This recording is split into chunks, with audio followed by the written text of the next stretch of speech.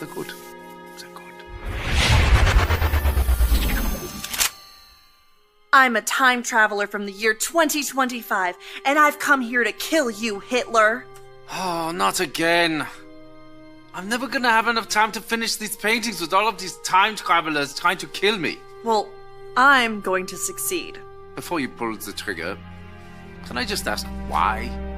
Why do all of you people want to kill me? Isn't it obvious? I'm a progressive, a liberal, a fighter for social justice. And you are a fascist who implemented a reign of terror. And while the effects of your policies devastated the world for decades, soon we will be able to take back the White House, and we will be able to use the government to force people to follow our great ideas. You want to use government power to force your ideas on the populace. Me too! That's fantastic! What? No. Ugh.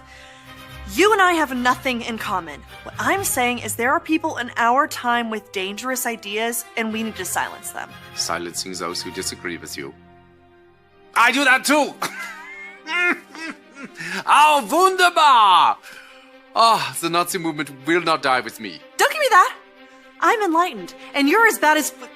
well, as Hitler.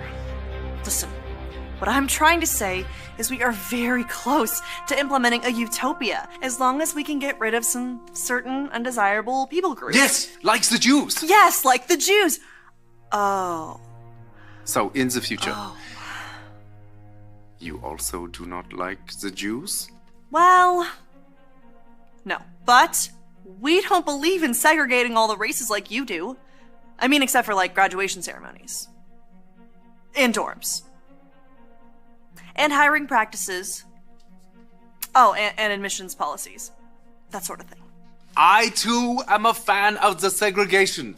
I'm sorry, I have to ask, is this a real firearm, or is this some kind of toy for kinder? It's a flare gun. I'm trying not to support America's toxic gun culture. I'm a firm believer in gun control. Gun control! This was one of my ideas, too. Ban them from the undesirables. Yes, look here. Oh, and your shirt. This is an organization founded by Margaret Sanger. Yes? Wait, you know about Margaret Sanger? Jawohl, of course. Oh, she's such a lovely person. No. She's a fighter for reproductive rights, for women's empowerment, And the eradication of undesirable populations by means of eugenics. Brilliant lady, very inspiring. I must use some of her ideas in our socialized healthcare system. Socialized healthcare? That's not your thing. That's our thing. No, it's very much my thing. Did you know that Nazi means National Socialist German Workers' Party? Nazi is just more catchy. Nazi. Just rolls off the tongue. No. This can't be true. This has to be some sort of mistake. We are nothing alike. You're Adolf Hitler, evil right-wing fascist dictator, and I'm a feminist restorative justice advocate. And a vegetarian. You're a vegetarian? Me too! Okay, I am so confused right now. I came here with a clear goal in mind to kill the most evil man to have ever lived. Besides Ronald Reagan. But now that I'm meeting you in person, you're not at all what I thought you were. And your painting is actually really good. What do you call it? I call it Ein Reich ohne Juden. Wow. I don't know what that means, but it sounds beautiful. It does, doesn't it?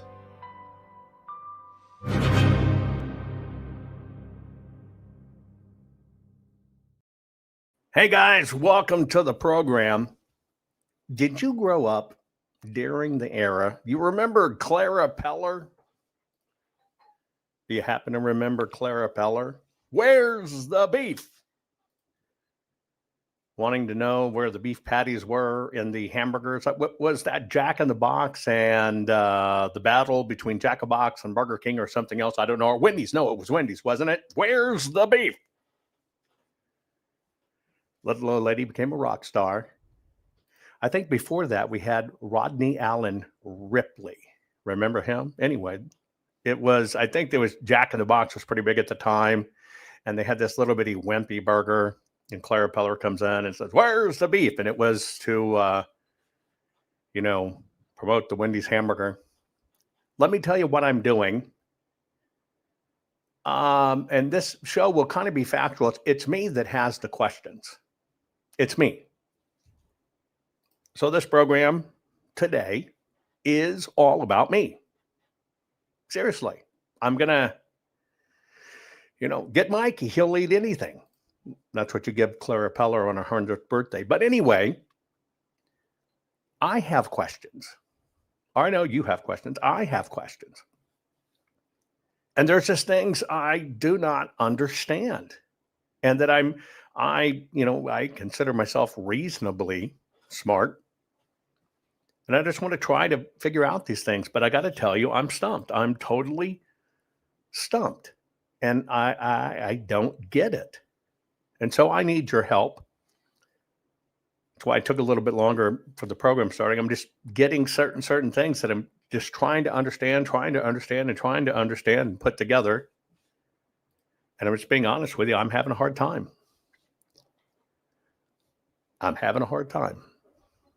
So I want to see if I share with you what I'm struggling with, that maybe in chat across all the platforms, you can help me just understand what I'm looking at. Fair enough? Just understand what the hell I'm looking at. Okay. With that said, we're going to dive into this thing that's trending, coming up, going up again. And I'm seeing people that I care about and respect posting this. And it honestly bugs me a bit. What are all of us not seeing?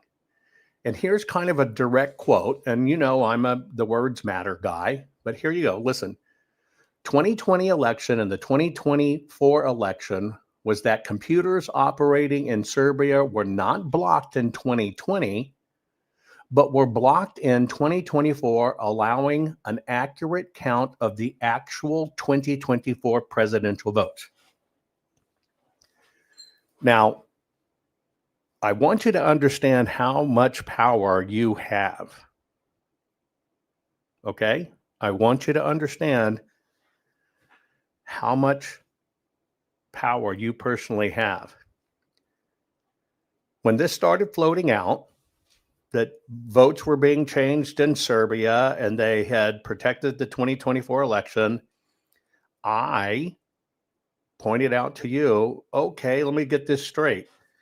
You saved the presidential spot, but you let the down ticket be stolen. You remember me saying that? You saved the presidential spot, but you allowed the down ticket to be stolen. Put it in chat if you remember me saying that, right? Reminds me too, I infiltrated Antifa. Here's the deal. I said, okay, so these white hat hackers supposedly saved President Trump's vote, but they didn't do anything regarding the down ticket. Do you remember that? Do you remember me saying that? Now, this story, since doing that, because the word gets out. No, you're the key to all of this. The word gets out. Remember I told you that? And by the way, thank you guys for every one of you reposting the stream, because when you repost this stream, you're getting the word out, right? And I said, why would they save the top of the ticket and then watch the rig happen on the bottom of the ticket? And then the question is, how do you do that when the vote on a ballot is all simultaneously? Now, I want to show you something, because this is very key, and this is why I'm calling out questions. And that whole story has now morphed. That whole story has now morphed. Now listen. saying in the 2020 election and the 2024 election was that computers operating in Serbia were not blocked in 2020, were blocked in 2024, allowing an accurate count of the actual 2024 presidential votes. That's interesting because that's not what they were saying weeks or months ago. So it has now been upgraded to say the actual 2024 presidential votes.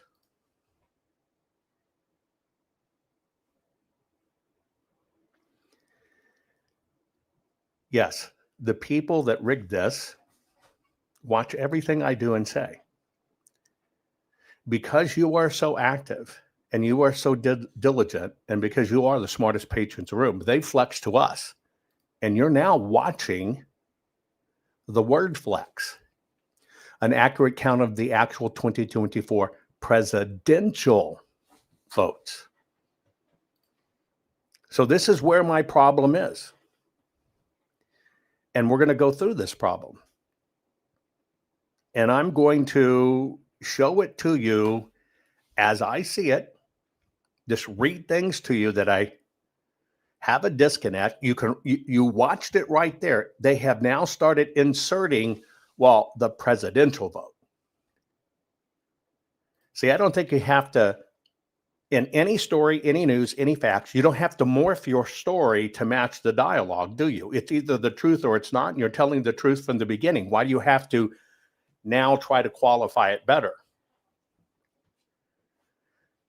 So that's what kind of tipped me off to this.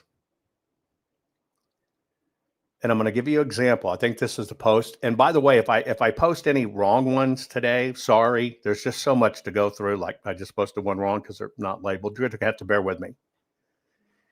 Here's what happened. Somebody posted the absolute proof photo, but they doctored it up and said the right thing. Absolute lie. Because, see, people were circulating this thing again, that was an act of treason in the United States and an act of war over there. This is a recirculation. Okay? And in that post, which I see them, especially when you tag me, I see them. I may not be able to reply to every one of them, but I do see them. Now, here's what was posted. This fellow, Guy Smith, which has a whopping 858 followers, following 24 people. Okay. Here's what Guy Smith said to that post. Dominion has a headquarters in Belgrade, Serbia. You've been hearing this. And this is where the last minute manipulations happened in 2020 and almost happened in 2024. That is a fact. We have the emails from Dominion proving it. But he happened to add, I have no interest in talking to Jovan about it, though. Thanks. Now, I had to wonder, why did he put that footnote? I have no interest in talking to Jovan about it, though. And I basically said, I didn't see this post first. I said, hey, come on, let's talk about it. Right? You be whatever. This would be great. You'd be a rock star. And then I saw, he said, well, this is what it is, and it's a fact, and I have the emails proving it, but I'm not going to talk to Jovan about it, though. And so I kind of replied to him, well, Guy, see, you mentioned my name before I saw this post. Why is that? You would be a heralded world tech rock star showing the proof. I say step up and grab your glory and show the world. Why not? Right? Why not? And just so you know, I've reached out to people to discuss this. Nobody has accepted. Don't think I'm just sitting behind the scenes. I've reached out. Conveniently, nobody's accepted. Now, here's interesting. I looked for this guy after I invited him because I look at everybody's profile when they do that. Here's Guy's profile. Guy Smith, 1713057, just kind of a junk account, right? joined in June 2023. He's following 24 people, but here's what's more interesting. He's got 858 followers. But look down at the bottom. I saw something that kind of went, who's following this guy? And it says one of the ones following this account is the Lone Raccoon.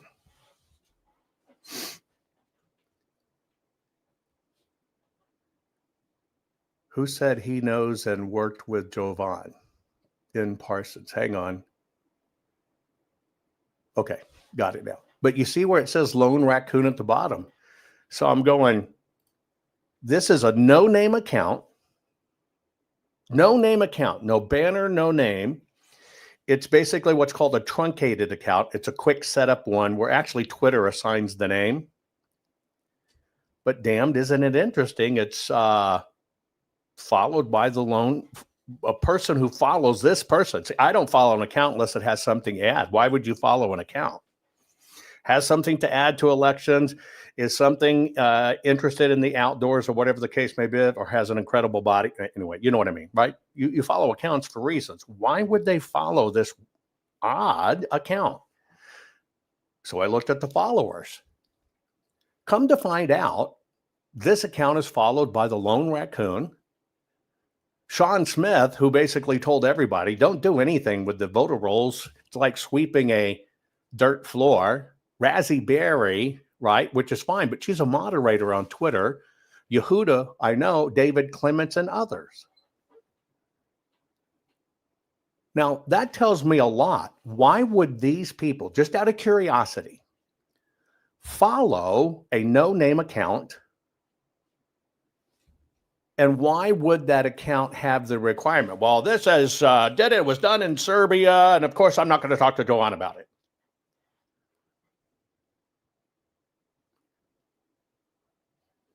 Doesn't that strike you as weird? So these are kind of the things we're going to go through. Get a piece of paper, mark it down. Tell me in chat what you think about odd or whatever, but I think that's really odd.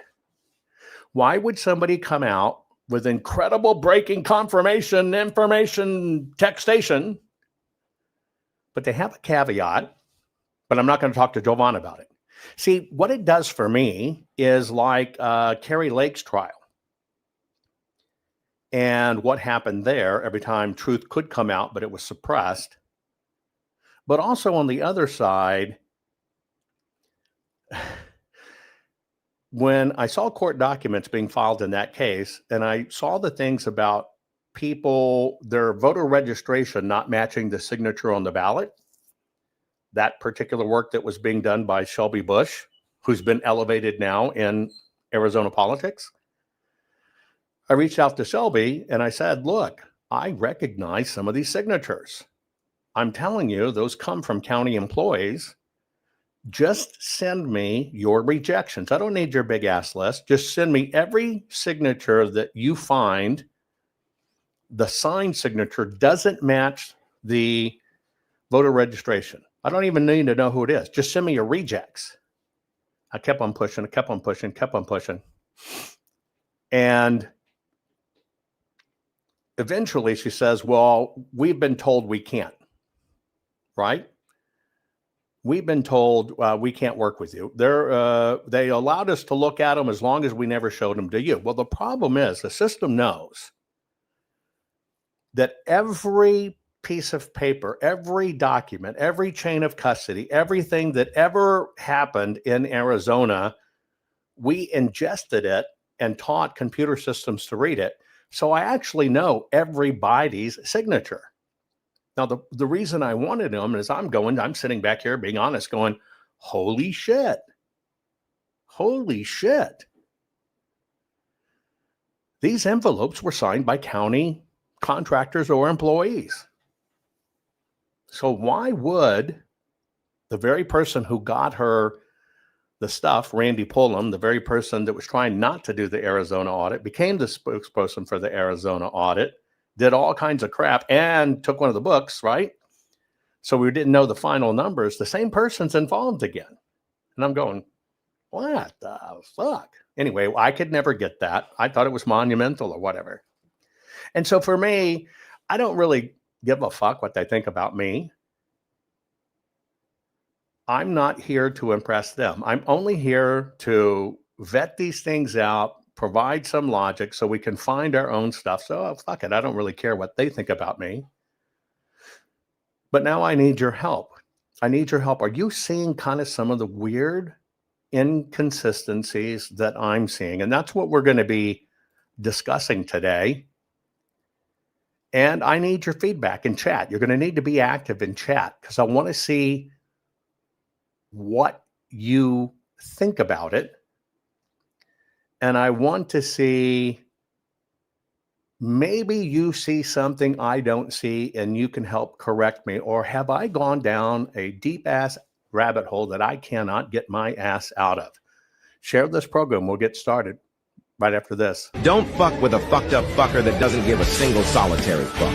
This motherfucker's so far gone on the fuck off scale. They're practically a goddamn legend in the art of not giving a single flying fuck.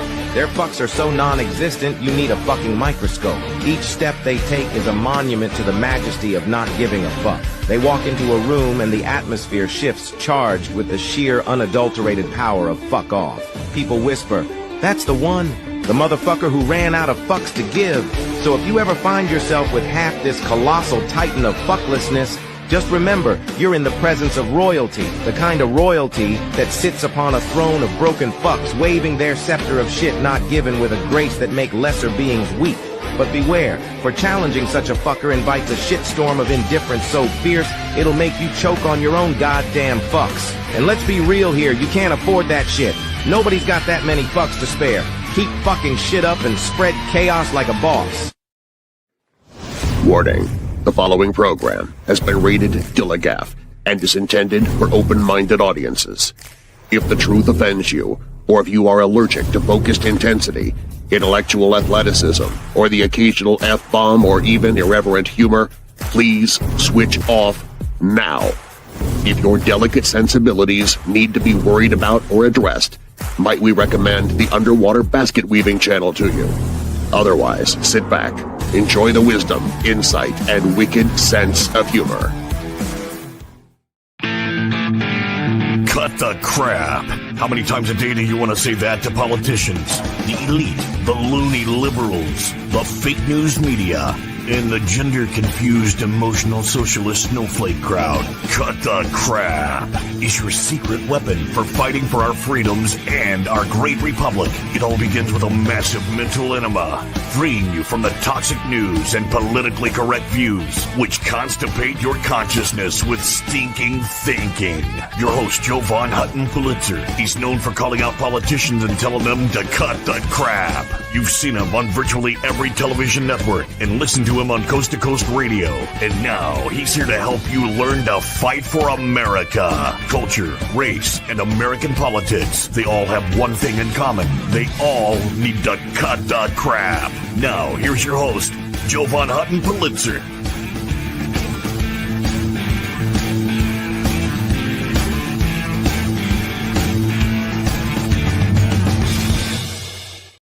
Okay, folks, welcome to the program. You know why I have a warning at the top of my show is because I sometimes use bad language.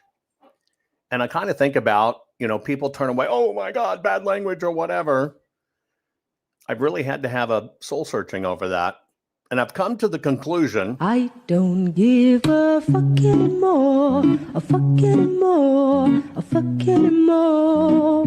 I don't give a fuck anymore, a fuck anymore, a fuck anymore. Sing it with me. I don't give a fuck anymore, a fuck anymore, a fuck anymore. I don't give a fuck anymore, a fuck anymore, a fuck anymore. So I'm trying to find, and this is for me. Call it my therapy, whatever the case may be. This is for me. And it always kind of happens to me about this time of year. I do a lot of soul searching. I do a lot of self-reflection. And if you were to kind of watch me in my career, I literally dig deep to always ask, how can I get better? How can I be better? How can I be of more service to this world?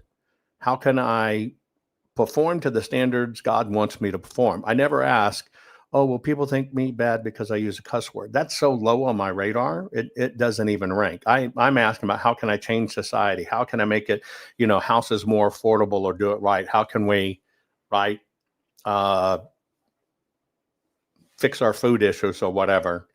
And so those little things I don't necessarily worry about. And that's why I can go from my very long, curly, soft, curly Jewish locks. And then one day I just shave my head. I'm just me no matter what. And I'm not going to wear my curls because everybody like them. When it finally gets too hot at night, I toss and turn and I have to start wearing my hair in a ponytail because it just makes my neck too damn hot. I just shave it off my head. Then I don't have to screw with it anymore. I just fix it. I'm a problem solver, right? And so that's kind of how I'm wired.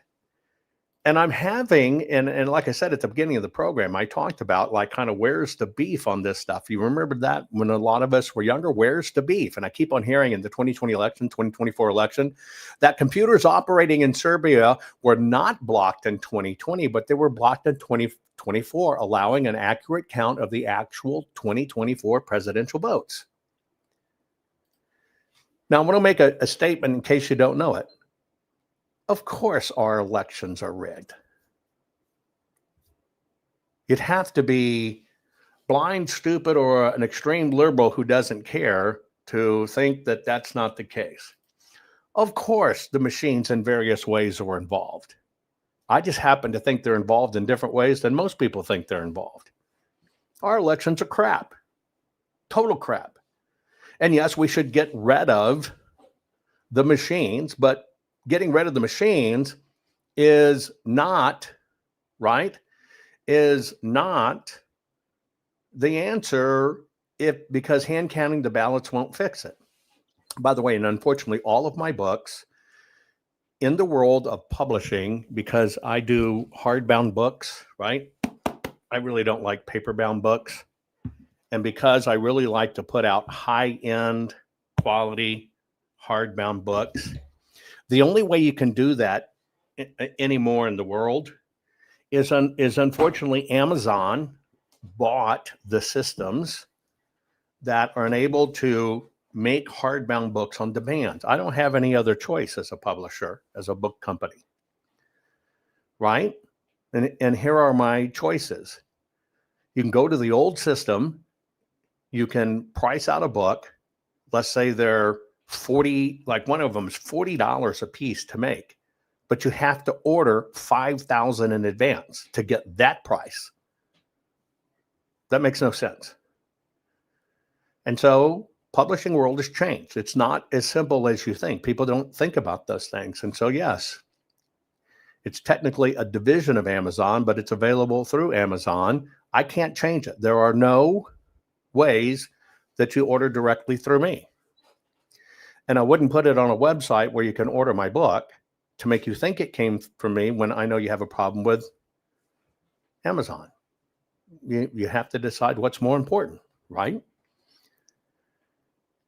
And that's kind of the world we live in. They've kind of triangulated everything and all of us. And by the way, I saw your questions in chat while we're getting ready for the show. One of the farm cats got attacked. I showed you the other day. Found him, has a little cat house, I guess that's what you would call it. And peeked in when I'm coming into the studio, peeked in the door, and he's just laying there all covered in black goo. Well, the black goo was a lot of dried blood. His name's Obi, O-B-E, really because his real name is Sinatra because he has pretty blue eyes, but you don't call a cat Sinatra. So I call him Obi, O Blue Eyes. Anyway, didn't know if he'd make it. I thought maybe he'd have to come to air with me because I was holding him to keep him out of shock. He's done well. He survived through the night. He's only got up twice. He's drinking a little bit of milk. But here is what I think so far we're dealing with. It looks like his bottom teeth are gone. His little tiny bottom teeth are gone.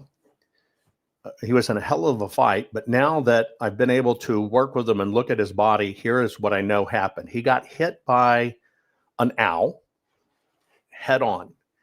And so the owl's claws pierced the back of his face and one neck, and then pierced the top of the back and under one arm, or in the side of one arm at the shoulder like this. And then the owl hit him head on and scalped him, bit in the head and pulled all of his scalp off down between his eyes. So it's just down to the skull cap. And so that's what it is. You can tell by the wounds because they can make a particular curve. It's when in the wild, when an owl does this, I've tried several times to save a chicken that gotten hit, and you can tell by the cuts in their back. I had one that I sequestered for 2 months. Got hit, had the slashes in the back. I mean, a chicken, slashes in the back, feathers gone. You can always kind of tell because there's this kind of scratching event. Healed her up, put her back out. She got hit again. Lucky it didn't get her. Healed her up over the 2 months, put her back out, and the owl got her. And so there's this weird phenomenon that once an owl hits something and doesn't get it, it's almost like the owl's pissed off and it's going to get it. So now Obi has earned a ticket to become a house cat. He's a rare red-tip flamed Siamese, which means he's white and he's got only red features, red tips and stuff. He just kind of showed up one day. But once you take responsibility for an animal, you take a responsibility for an animal. But he got hit by an owl head on and fought for his life. His eyes are now finally open. The blood caking is so caked, it can't really pull it off of him. And some of the wounds are pretty deep. So just packing him with antibiotics. We'll see how that does. If not, I'll begin giving him, farm shots for farm animals, antibiotics and stuff. But he's drinking milk and he's getting up. He got up once, and early this morning, which would probably be about 3 o'clock your time, he got up and walked around. So he survived the night. He'll be pampered for the rest of his life, but he'll also be traumatized for the rest of life. And I'm kind of at it, animals should be animals. So he'll end up being a house animal, right? And somebody said milk isn't good for cats. I had a choice. He's not eating and he won't drink water. So I pulled out half and half and started giving him droppers of half and half so I could at least get some nutrition in him. And that brought him through the day. And if he shits all over the place, I'll take a shitting cat for a while over a dead cat any day. And so that's the status of Obi. And speaking of crap, I just kind of want to unpack this. And you're right. Whatever they consume to get them on their feet, I don't care if it's a burger. I'm going to get them on their feet. If you are an animal owner, it has your responsibility. And I take that responsibility seriously. And even if your animals are getting frail and dying, I don't believe you let them keep on getting old and their teeth falling out and they can't move. You do what's right and you euthanize your animal because you love them. Now, I've been known before, I'll tell you this, about 35 years ago, I had a stray cat that I adopted. And I didn't know that when they close their eye, they kind of have an infection. I had no idea. I just thought it was a barn cat. When I finally got a hold of the cat and I kind of opened its eye, there was a hole down through its eyeball. It did eaten through the cornea stuff. I mean, I'm talking a hole, like a pustule hole. I'm going like, holy smoke. I take this cat to the vet. And the vet goes, wow, it's going to, that infection basically ate through the cornea of their eye down into their eyeball, and it's just going to lose the eye. I couldn't suffer that. So I went to an eye surgeon. An eye surgeon. True story. I found this little surgeon. Asian fellow, not that that matters. And I said, I'll pay you. I know it's because nobody can do this. Will you take off some of his cornea from the other eye And will you move it to this eye and cover the hole? Because, see, the hole was the problem. It was probably about the size of a small pencil eraser. I kid you not. And I convinced him to do it, truly. And he, sure enough, put the cat to sleep stuff, went into the other eye, took off some of the cornea, the lens, came to the next eye and patched it over it. And not only did it work, and it was a little cloudy at first, but it healed up and his eyes were totally fine, right? Totally fine. And he she lived an incredible life. I did this for her because she got in the house when she wanted to have kittens. This was at our family's way back when Virginia place in Middleburg, Virginia. And she crawled in my underwear drawer and had her kittens. Her name was Soxy. Anyway, I just had to do it for her. I had, you're responsible for them, did it. So that cornea transplant worked on a cat. I've done all kinds of stupid ass shit like that. But you have to, if you have an animal, it's your responsibility to do that. So that's the update on Obi. Okay, we're going to start going through this stuff about, I just want to know, where's the proof? You help me see it. I got to tell you, there's so much I have here I just want to ask on. You just tell me what you see, okay? So here's the first one. I don't even really know what it is because these are not labeled on my system. We'll see. So we got Lindell TV posting the following. And I'm going to show you all of these in succession, and then we're going to talk about it. And this is Lindell TV. Patrick Byrne revealed Smartmatic's original systems were built around an office in Belgrade, Serbia, nearly 20 years ago. From there, results could be changed remotely after all the ballot stuffing and local fraud. I'm going to read that again. Words matter. Patrick Byrne revealed Smartmatic's original systems were built around an office in Belgrade, Serbia, nearly 20 years ago. From there, results could be changed remotely after the ballot stuffing and local fraud. Patrick says it's their ace in a hole. And he says if their candidate still does not win, they flip the switch from Serbia. So let's look at the action words in that, shall we? Is that okay? Let's just look at the action words in it. Now, remember, all I'm doing is I'm asking, where is the evidence? And will it change everything? And let's just have an open discussion, okay? What are the action words in this, okay? Anyway, it says 20 years ago, Belgrade, Serbia. So here's my first question. If we knew this 20 years ago, you know what the rest of it is. If we knew this 20 years ago,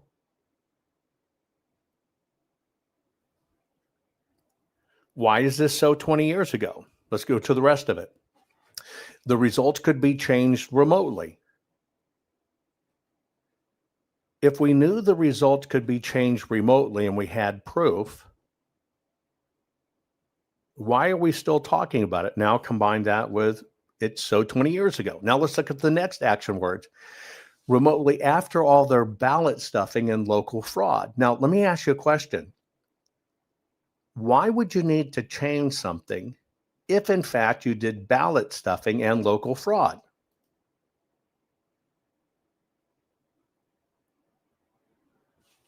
You understand what I'm saying? And I got to hand it to you guys. Every single person in the world has changed how they describe these things because of you becoming the smartest patriot in the room. They now say, it's the machines with mail-in ballots and drop box. You follow what I'm saying? The entire election integrity world moves because of you and what you know, what you understand, and what you hold them to account to. So I just have a question. Why would they change votes remotely in combination with ballot stuffing and local fraud. Does anybody have a probability statement on that? I'm still trying to understand. But here's what is even more. It's their ace in the hole. If a candidate still does not win, they flip the switch from Serbia. Now, can we agree that is a definitive statement? That is an action-oriented definitive statement. Can we agree on that? It's an action-oriented definitive statement. If they're not winning, meaning they see everything, boom, they flip the switch. Now, let me ask you a question. If somebody flips a switch to modify the election, in order to make that statement, you would have to have seen it, know it, and understand how that happens, right? To say anything different might be a little bit misleading. So I'm taking it, wow, you mean somebody flips a switch? Am I right? Well, I've never seen that switch. And I asked for that switch, but nobody ever evidences the switch.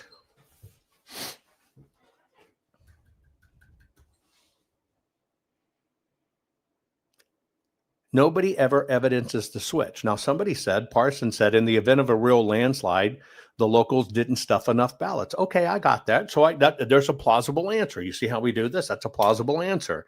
They didn't do enough stuffing, so now they need to flip the switch. I'll accept that. But how do you know they flip a switch? Because, see, you can say it. You can say that's what I think happens, or that's what must happen. But they won't let you do that in court. I look at everything from the legal standpoint. And so there must be a switch that's flipped. So let's see it. Now, that was Emerald. That was Lindell TV. That was Patrick Byrne. Boom. Now we get here. On the right is Peter Ticken, who I know, who I have worked with. He is the President Trump's longtime friend. When President Trump was a young man in the academy, they went to the academy together. I know him well. Now, Peter was on Alex Jones. And on Alex Jones, here's another kind of news flash that came through. Breaking red flash. Peter Ticken plainly states without reservation that the difference between the 2020 election and the 2024 election was that computers operating in Serbia were not blocked in 2020, but were blocked in 2024, allowing an accurate count of the actual 2024. And by the way, this is kind of where the quote comes from, of the actual presidential votes. I have no issues with Alex or Peter. I've never been on Alex. Alex and I have been on one program together, but I've never been on Alex's program, and I do know Peter. Now, I have a question for you, and we're going to kind of go through it a little more. Remember what I've shown you so far.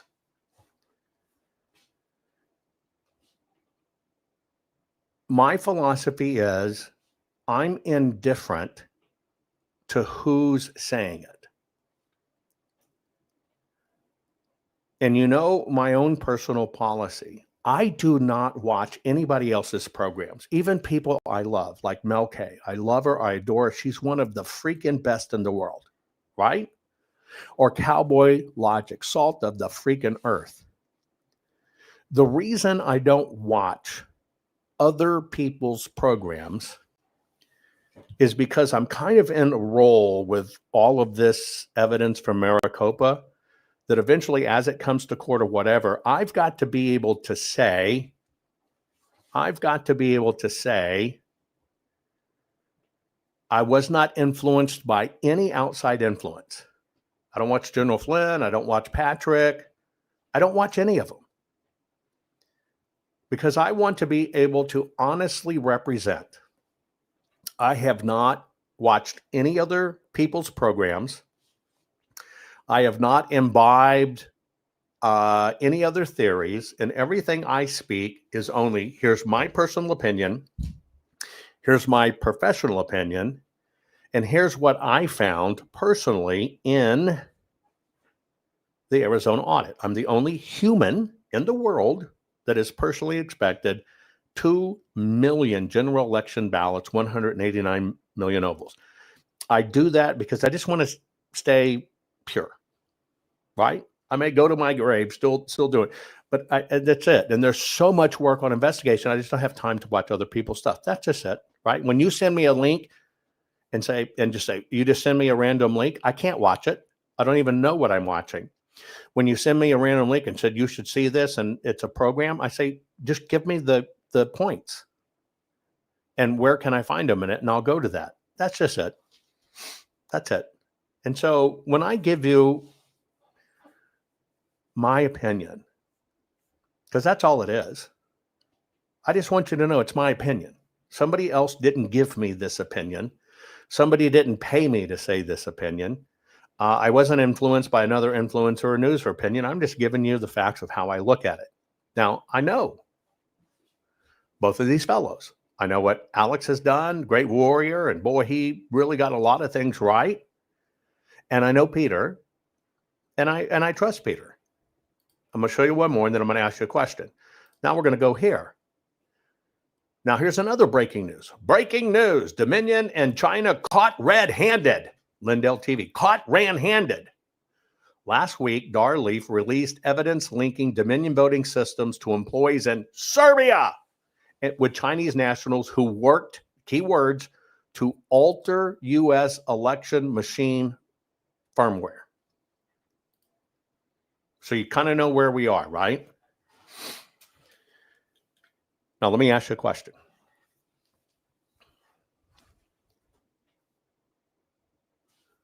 I'm just trying to put all of this together, right? I'm just trying to put all of this together. Patrick has spent a tremendous amount of money making things happen to try to find out what happened in our elections. Patrick's his own man, and Patrick is one of the smartest thinkers I have personally met. Patrick is a really deep, logical, snap thinker, right? And so Patrick has credibility as that. He has credibility as CEO. Patrick is not a tech guy. He had an online company that he made well with, but Patrick's not a tech guy. Now, let me just ask you a few questions. I want you to be honest. Is that okay? Is Mike Lindell a tech guy or technically in depth and know how these things work? That's all I'm asking. Is Mike Lindell a tech guy, a coder, a tech CEO, or anything like that? Yes or no? Put it in chat. No, of course it's not. And Mike doesn't have the discipline. It's just true. It's not an insult.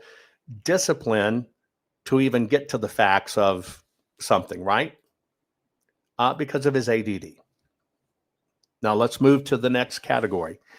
Is Emerald, his lead female host, is she a qualified tech person of any type?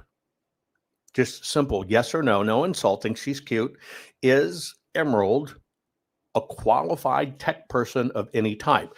And if Emerald was to interview everybody that ever touched an election, does that make her an expert on elections? No, she would be an expert on repeating what other people said and remembering it, but she wouldn't be an expert on elections. Am I right? Okay. Is Alex Jones, super smart fellow, an expert on elections or how elections are run? Yes or no? Or even technology. He uses technology, might know technology. Does he code? Does he understand? But I'm just answering honestly. would Alex be an expert? And the answer is no. Peter Tickton, I know him, I love him, great guy. But is Peter Tickton an expert in any way in technology? No. Right? Is Sheriff Dar Leaf in any way an expert in technology? Now, I want you to think about these things. This is called reduce it to the ridiculous. Reduce it to the ridiculous. And I know some people hammer on Patrick to say that Warren Buffett's his mentor. We need to clear that up. Patrick knows Warren Buffett because Patrick's dad was one of Warren Buffett's key people, just so you understand what the real relationship is. Okay. I'd sit down and talk and get mentorship from Warren Buffett. There'd be a lot to learn, right? Does that mean you would be turned into a criminal or anything? No, not at all. Okay. So now I've given you names of people, and you've got a half a dozen names. Are any of them tech experts? And the answer is no.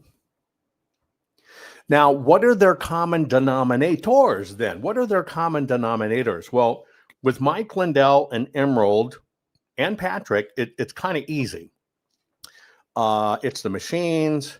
Patrick supplied the tech-speak dolphins that came in for Tina Peters, who ended up being somebody protected by the FBI and couldn't whatever. They're kind of all over. The high-profile people, but they all kind of have these connective issues, most of them going back to Mike Lindell and our Patrick. That's kind of really all we have, right? That's kind of really all we have at any one time. So if you had to sum up Emerald, Patrick, Mike Lindell, Dar Leaf, not being the tech expert, Peter Tickton, not really being the tech experts, what are they really doing? Are they saying, this is what my personal investigation revealed? I've looked at it. I've looked at the code. I've looked at the results. I've seen them alter votes. I've seen them do this. I know the IPs in and out. I know who's controlling them. Is that what they're saying to you? No. And so what they're doing, right, is talking about something they've been told. Can we at least agree at the most simplest level? Talking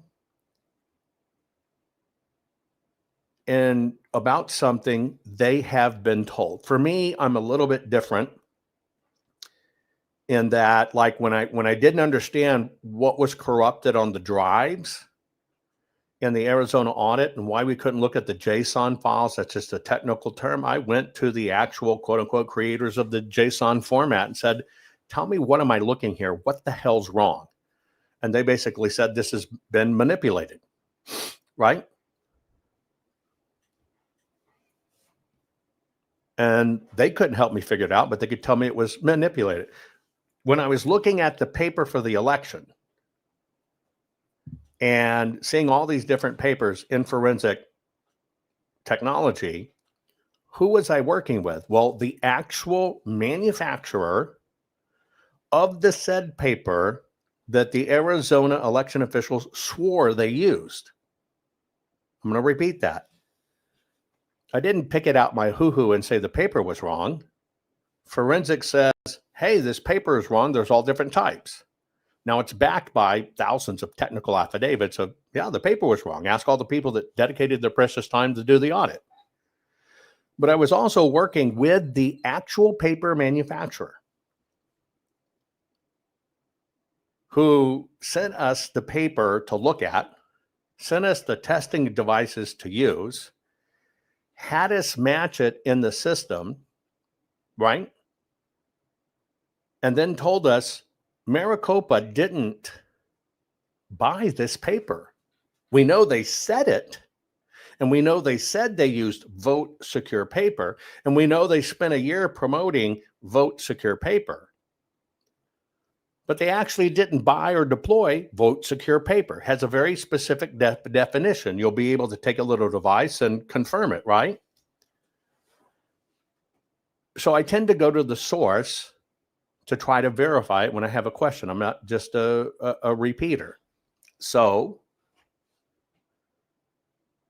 the question is, what do all these people have in common? Now I'm going to throw something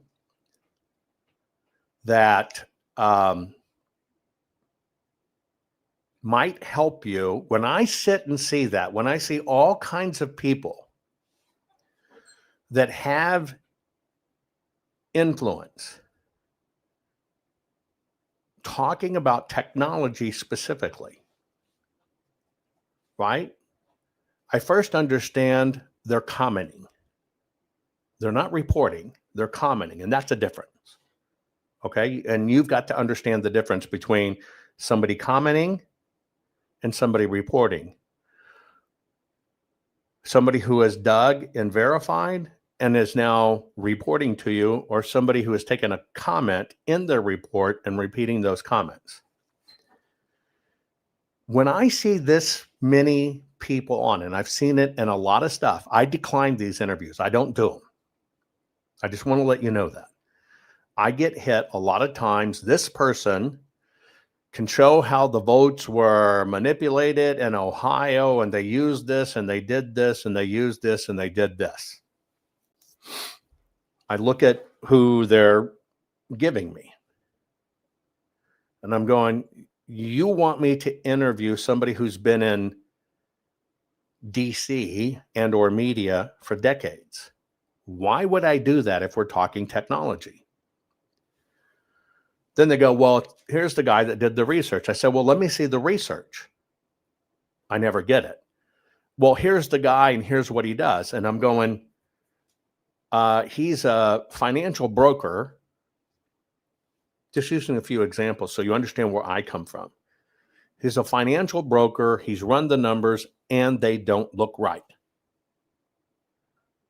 And I go, okay, but that doesn't make him an expert in this. I said, where's his information come from? He said, well, he got the public information and he pulled it down and he's run his numbers on it. For me, I can't do that. I won't do that to you, and I won't do it for myself, and I won't amplify that because I already know I'm dealing with an opinion from somebody who's giving their professional opinion from a totally disconnected industry, but using public data, not actual data. And so you see where my disconnect is, right? That's my disconnect. And so I refuse those interviews, right? If somebody's technical, I'll bring them on. If somebody's right in the thick of it, I'll bring them on. But I'm not here to amplify theories. Now, I just gave you a lot of names. Here's my problem that I have with that. Here's my problem. Right now, all across social media, you are being told the votes went to Serbia, white hats saved us, they stopped the votes from being changed, okay? You're being told that. Now, I'm going to ask you a very hard question, but I want you to be honest. You're seeing it everywhere. That's why I'm doing this. How is that different than this? Let me ask you tonight, do you think Donald Trump is a fascist? Yes, I do. This is what kicking the shit out of fascism looks like. Try to prevent the spread of the lawlessness and the fascist chaos that's been unleashed against us. So when we say Donald Trump is a fascist, fascism, a huge component of fascism is uniting racism, bigotry, a form of racist nationalism. We are now living in a fascist dictatorship.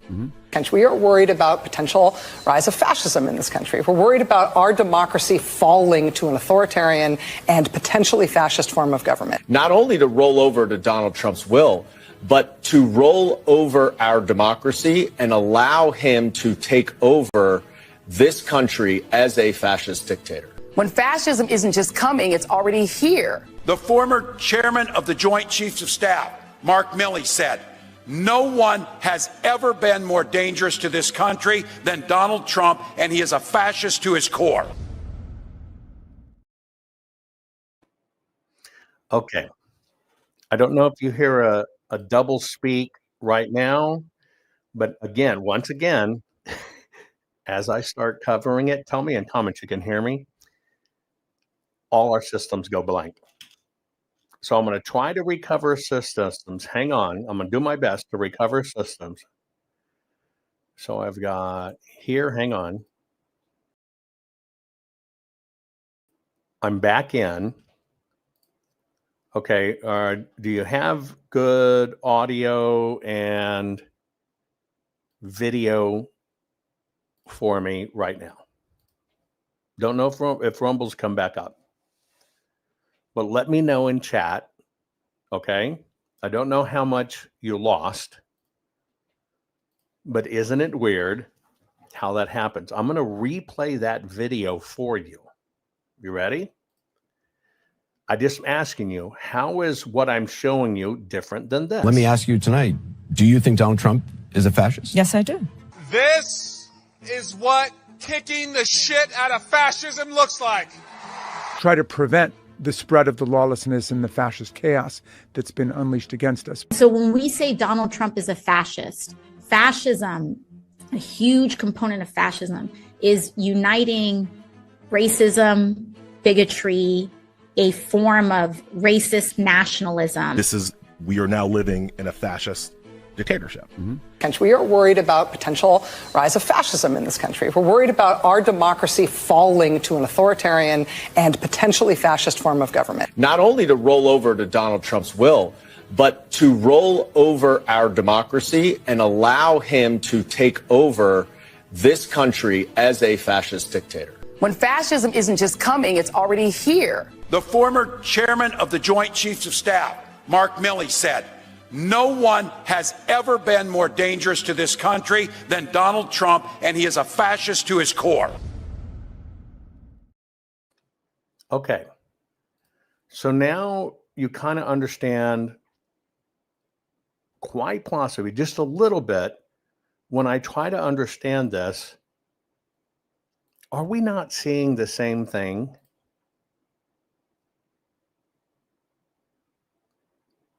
And this is and I'm being honest with you, this is my honest disconnect with this. Because I have a very simple question. And it goes back to, remember when Emerald on Lindell TV, who has now subsequently blocked me, she was complaining that none of the other big names or big people interviews her about election integrity and what went wrong. And I'm going, why would anybody interview you who were the interviewer that just happened to interview a lot of people? What can you actually add? And therefore, I'm seeing, wait a minute. Isn't that just a person repeating things that they know nothing about? Okay. So this is how I look at it. I remove myself. People get mad and say I'm not a team player. I'm the ultimate team player. You're just misguided to what team I play for. I play for all of the United States of America. I don't care if you're liberal or Republican or any of that. I just care about America. I don't care about politics. I hate politics. It's nasty. It's disgusting. It's the slimiest, creepiest, most unethical business in the world. I don't care about it. And it's not that I don't play well with others. That's something totally different. I'm just saying I really am agnostic. And I don't want to be promoted. And I'm not going to hold my tongue if somebody, and we're all supposed to be on the same America team, is doing bullshit. I'm just not. I'm not going to do it.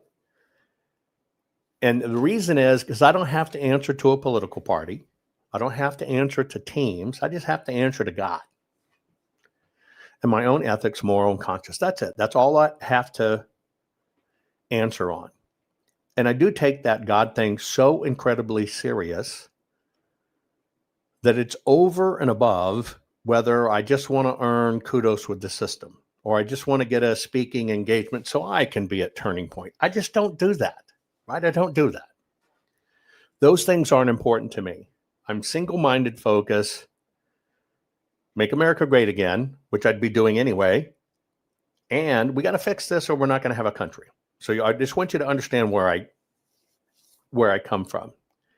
And so when I step back and look at this linearly and non-emotional, just non-emotional, I'm going, shit, I'm seeing talking points. I'm not seeing facts. I'm not seeing proof. I'm just seeing talking points. And I got to tell you, I'm tired of talking points.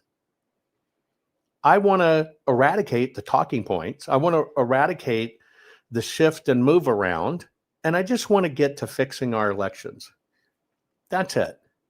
That's it. If I could have a total wish, right? Just to wave my wand wish was to fix our elections to the point that whatever they are, they are. There's no manipulation. Whatever they are, they are. And if it wasn't for that, right, I'd just be working on inventions and patented technology that will make life better and easier for everybody else. And I'd spend most of my time on top of the mountains, farming, right, ranching, and eating off the land. That's it, right? I do this because I feel I'm obligated to God and obligated to my country. That's it, right? I don't want to be on a speaking circuit. That's bullshit. I don't want to be in auditoriums pressing hands. That's bullshit. It's not what life really is. I just want to live life simply, authentically. Okay. With that said, I want to show you some more, and all you're doing, you're just helping me through this. This is my problem. Okay, this is my problem. Where's the beef? That's all I'm asking. Where is the beef? Because we're hearing all kinds of things. Here's another one. By the way, I have several images I'm going to show you. Then I'm going to show you a few videos. And then let's just dialogue about it. I saw this one. Ready? China provides the money to run the systems. They build the election machines, which are then sent to a warehouse in Taiwan, where they are repackaged, loaded with Smartmatic software. Also, China owns, through the digital communications technology company Huawei, massive servers in Serbia, which are used to store voting data and run the system. Okay, let me ask you a question. Those of you that are watching my program on a mobile, I want you to enter mobile. Those of you who are watching my program on a desktop, put desktop. Got it? Those of you that are watching on a mobile, put mobile. Those of you that are watching on a desktop, which will also can be your laptop, can be your tablet or whatever, right? Okay.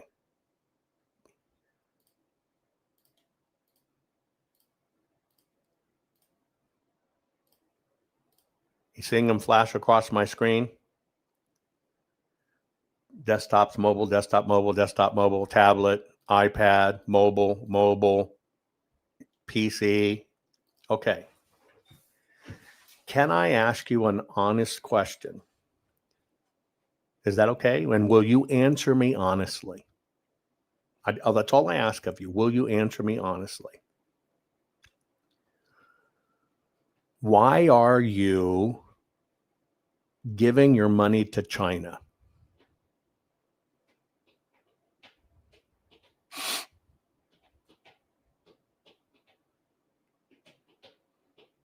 Just answer honestly. See, the answer is you're trapped. I know it. You should know it. You can't do anything electronically without being involved with China. Here's the truth. You have no fucking choice. You have no fucking choice. Because America gave away its manufacturing. So when I see statements like this, we're looking at propaganda. China provides the money to run the systems. They build the election machines. Everybody in their home probably has, on average, 20 to 60 individual devices that were fucking manufactured in China.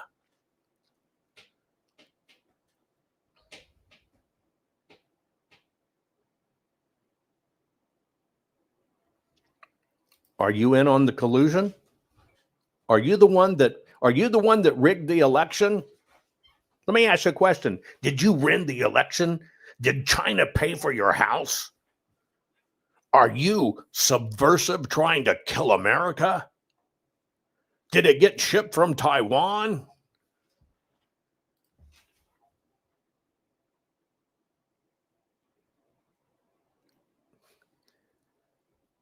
But see, that's not how people read this. See, I read it as, so the fuck what? But when people do this kind of posting, I'm telling you, they're crapping in your cranium. Because see, you don't read that from a fucking point of facts. You read it from a point of propaganda. Of course, China owns Huawei. It's the only manufacturing technology company in the world that doesn't license my patents. Did you know that?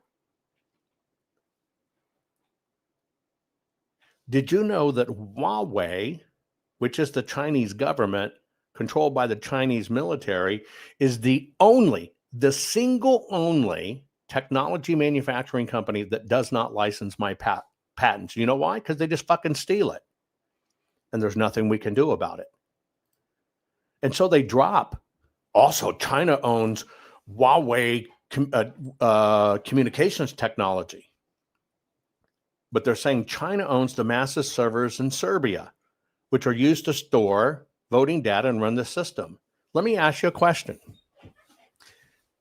How do you fucking know that Huawei owns the servers in Serbia? That's the question I ask.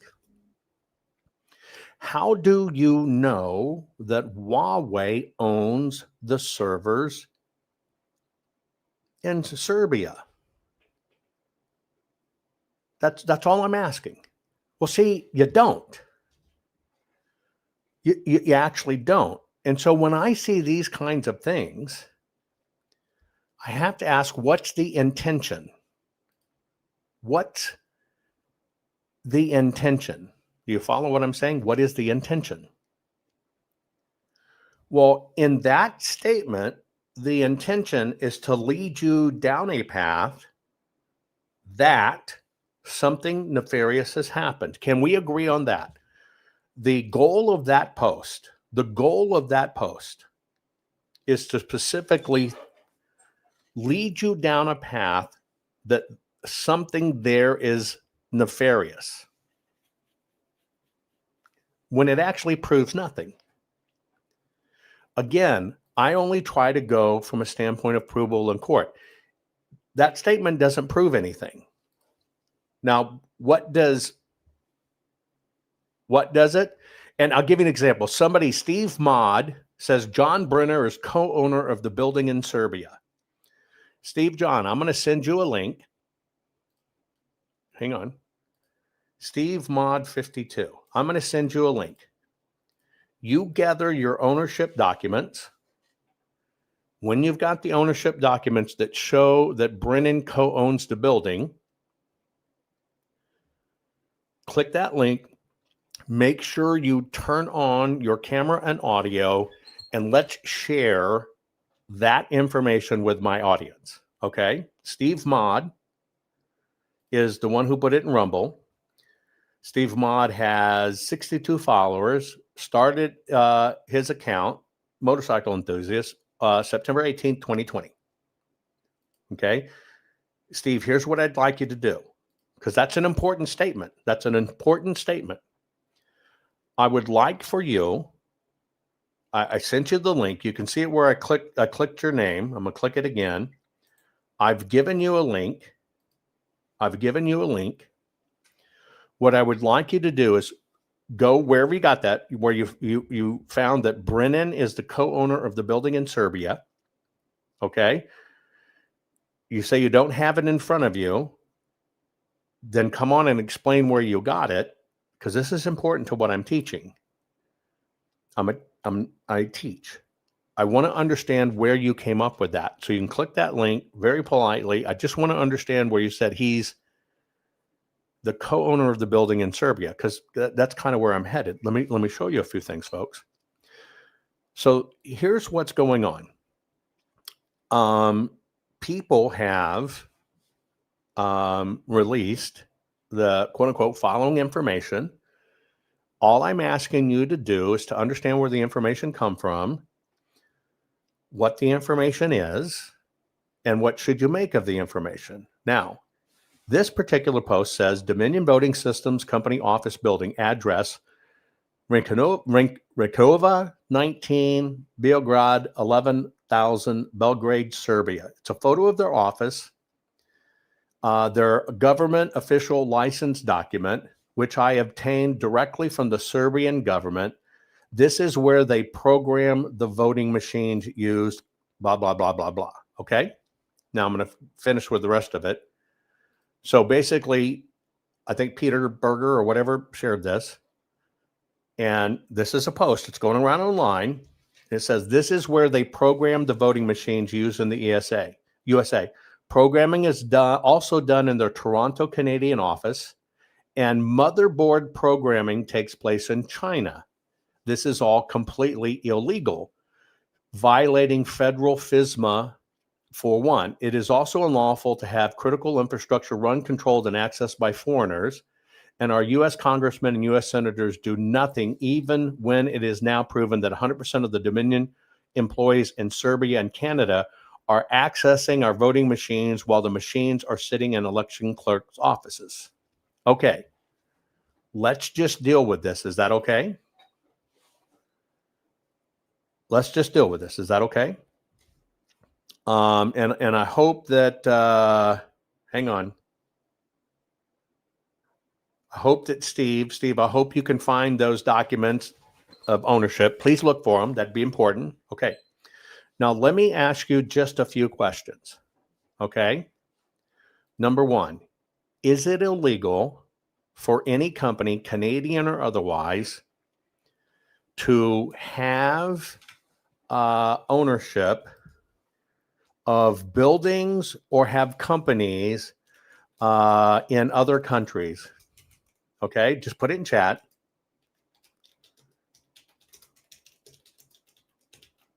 Okay, I just, first off, just put it in chat. Is it illegal for them to have offices in any foreign country?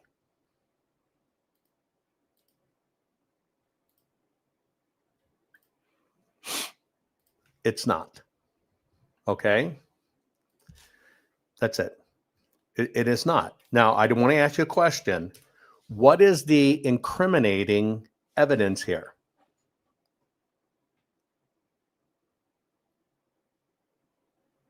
What is the incriminating evidence here?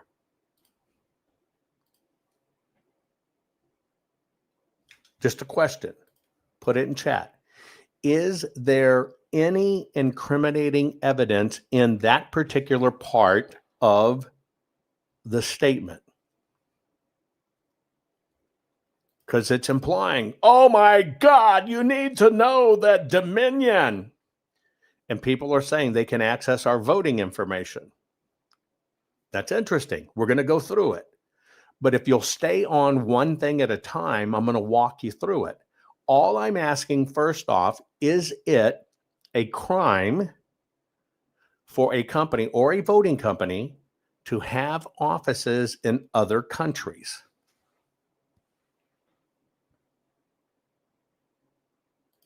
Simple question. Is it? Well, the answer you need to understand is no. Now, here's what you have to look for. You got to dig. You got to try to find the facts. You got to try to find the source. And then once you have all the information, okay, once you have all the information, then and only then you make your judgment call. You do not make a judgment call otherwise. I got a question for you. Is access to a voting machine a crime?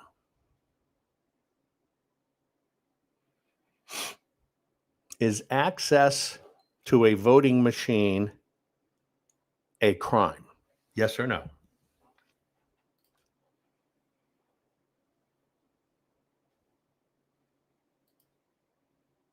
Just a question. It's an honest question. I want an answer. Is access to a voting machine a crime? Well, Cisco says yes if you are not authorized. And you're incorrect. See, you said yes if they're not authorized. There is no law, no crimes, no enforcement, right? Even if it's not your machine. Just hang on. Let's don't go there yet. Okay? Oh, now we're getting to the point of it. Oh, good. I love you guys. And this is great. And you have to understand this. And remember, I got several videos to show you and I'm not done. Okay? Is it a crime to remotely access a voting machine? Yes or no? And the answer is no. You've been told they're not supposed to be connected to the internet. You have assumed that if they are, that is a crime. And that's just not truthful. Is it a crime to modify software during the election? Is it a crime to modify the software during an election?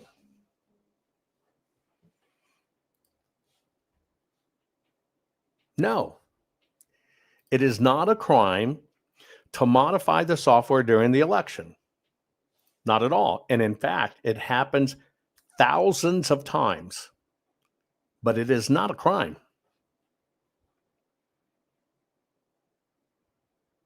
But see, you're asking the wrong questions.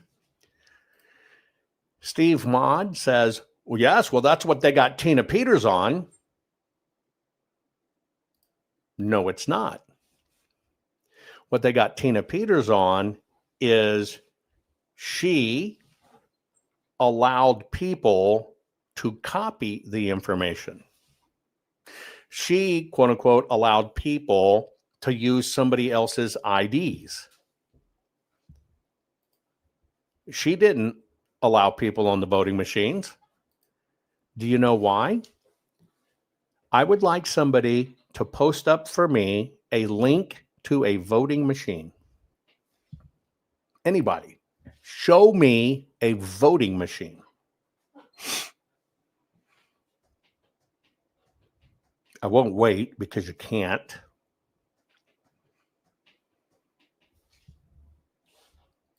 Steve got it right.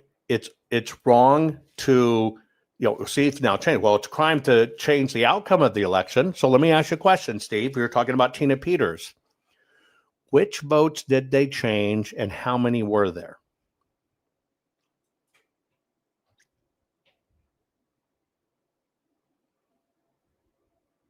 And Steve comes back. So tell me I'm wrong. Steve, I'll tell you to your face if you'll click the link and come on. Simple question. You said that John Brennan co-owns that building. We're going to get back to it. But now we're going to say, so tell me I'm wrong. Which, in Mesa County, Colorado, which votes did they change? What were they and what did they change them to? And by the way, try to stay and don't get offended. Try to stay, Steve, and don't get offended. I'm only pushing. You're actually helping everybody learn. This is not about you. I just used your points as a teaching mart. It's not about you. I don't know you. Just bear with me, okay? Which votes did they change? Who were the votes for? And what did they change it to?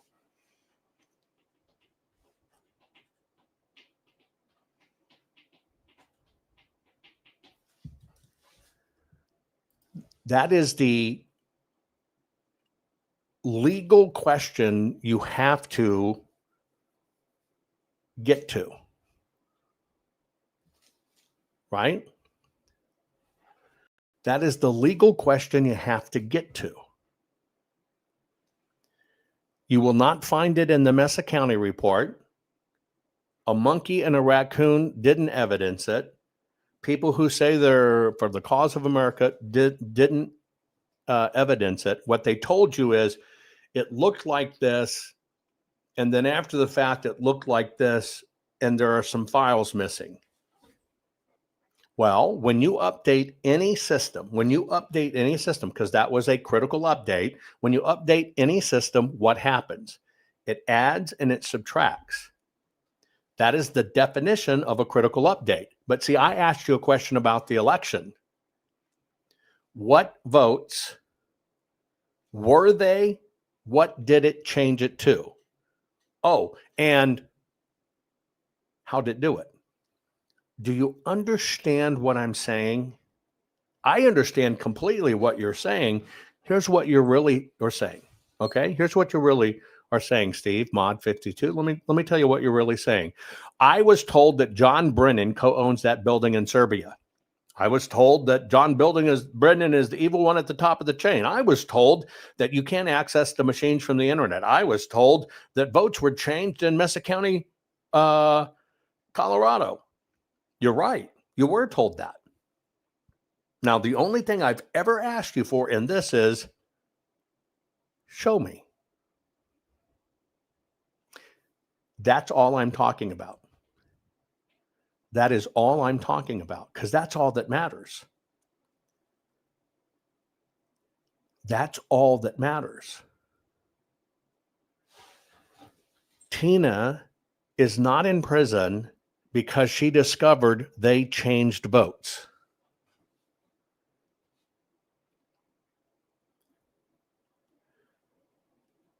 That is not why she's in prison. That's not what happened.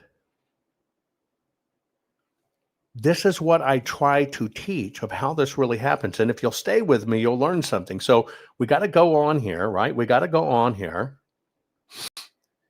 And first off, the motherboard programming takes place in China. Okay.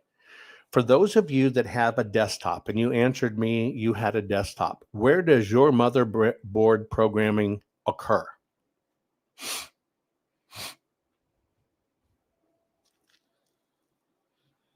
Can you answer it for me? And I hope you guys stay with me. I'm not trying to grill anybody. I'm trying to get you to the point we focus on what wins, not whatever. I'm just asking you a question. When you have a desktop and you got a motherboard in it, same for your mobile phone, by the way, where is it programmed? Somebody said Dell. Where does Dell get their motherboard?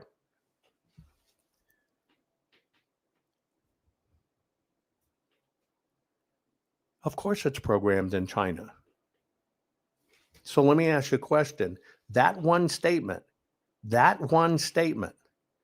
okay, it's programmed in China. Is that a crime? Because you're saying here, this is completely illegal.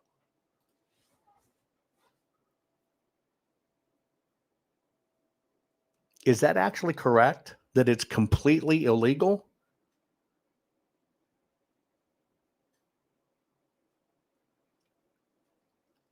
Look at this statement. It's also unlawful to have critical infrastructure run and controlled and accessed by foreigners. You're assuming they run and control it. You haven't shown any proof yet. Are you going to take down the United States military satellite, every satellite we own? Isn't that critical infrastructure? China 100% makes all of our transformers, all of our power grid. Is our power grid critical infrastructure? Is it against the law for that to happen?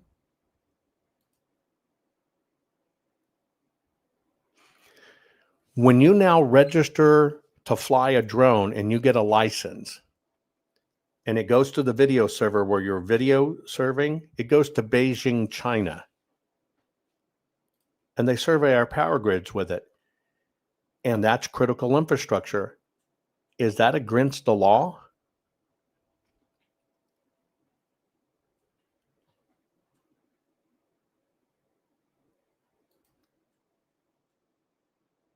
Right now, the sad part of our critical infrastructure in the United States of America, and I'm just going to tell you how bad it is.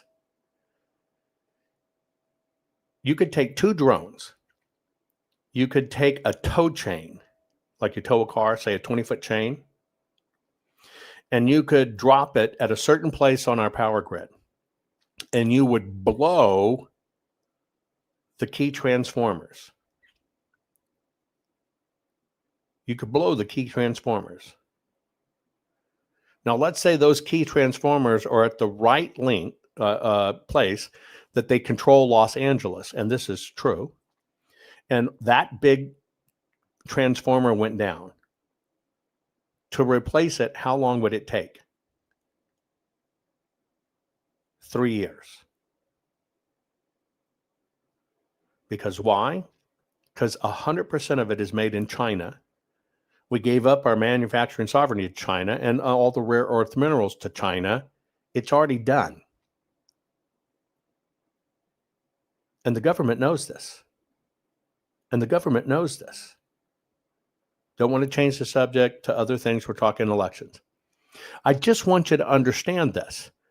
So when you look at this statement by somebody,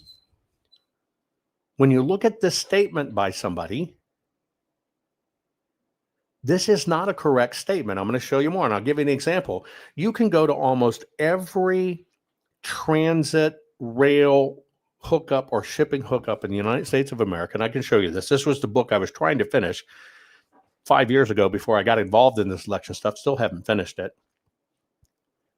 And I can take you into a control room on a train line, let's say, where there's only two people that are supposed to be on the server. Two. Force them to open up the servers and say, how many people are on the system? And you'll find 100 people on the system monitoring it. Say, okay, force reset, kick out every password, issue a new password to your people.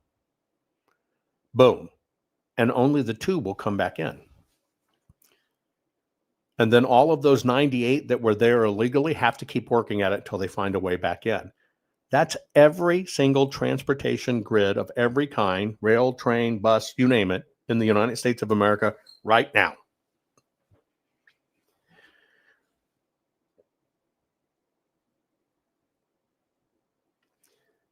Here's my only point. You're getting told these are crimes. You're getting told to look here.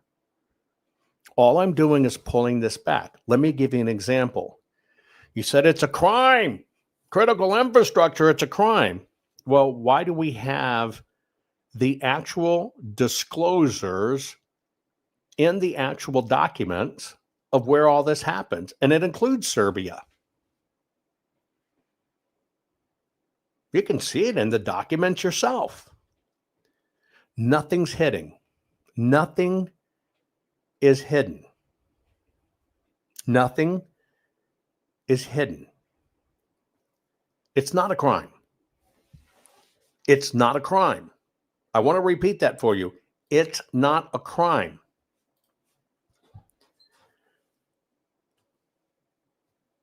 See, I think the system makes you focus on things that are non-enforceable, and they get you to repeat them. By God, we just heard a guy say, did you know that Steve Brennan co-owns that building in Serbia? Well, let's look at that. This comes from a book published in 2000. And by the way, that's the republish. First time it was published was like late 90s. Okay? I'm going to read you a few excerpts from this book, which is called Black Box Voting. Now, just listen, I've covered this before, but just pay attention. ES&S was founded in the 1970s by two brothers, Bob and Todd Urosevich from Omaha, Nebraska. In July 2000, Bob Urosevich was named president of another vendor, Global Election Systems. Its largest shareholder and senior vice president as of September 2000 was a convicted embezzler named Jeffrey Deem, whose crimes involved computer tampering. In 2002, ATM manufacturer Diebold acquired Go Global and changed its names to Diebold Election Systems. Remember, I did a whole program on this. I'm just giving you this again because I want you to pay attention to something. Diebold told the Associated Press that Dean had left the company, but internal Diebold memos showed that he remained as a consultant. Dean's involvement with Global Diebold was unearthed by Bev Harris, author of Black Box Voting, Ballot Tampering in the 21st Century. That's 2004. Pay attention to the dates. 21 years ago. His whereabouts today are unknown. Next part. Keep on reading. Diebold sold its election subsidiary to ES&S.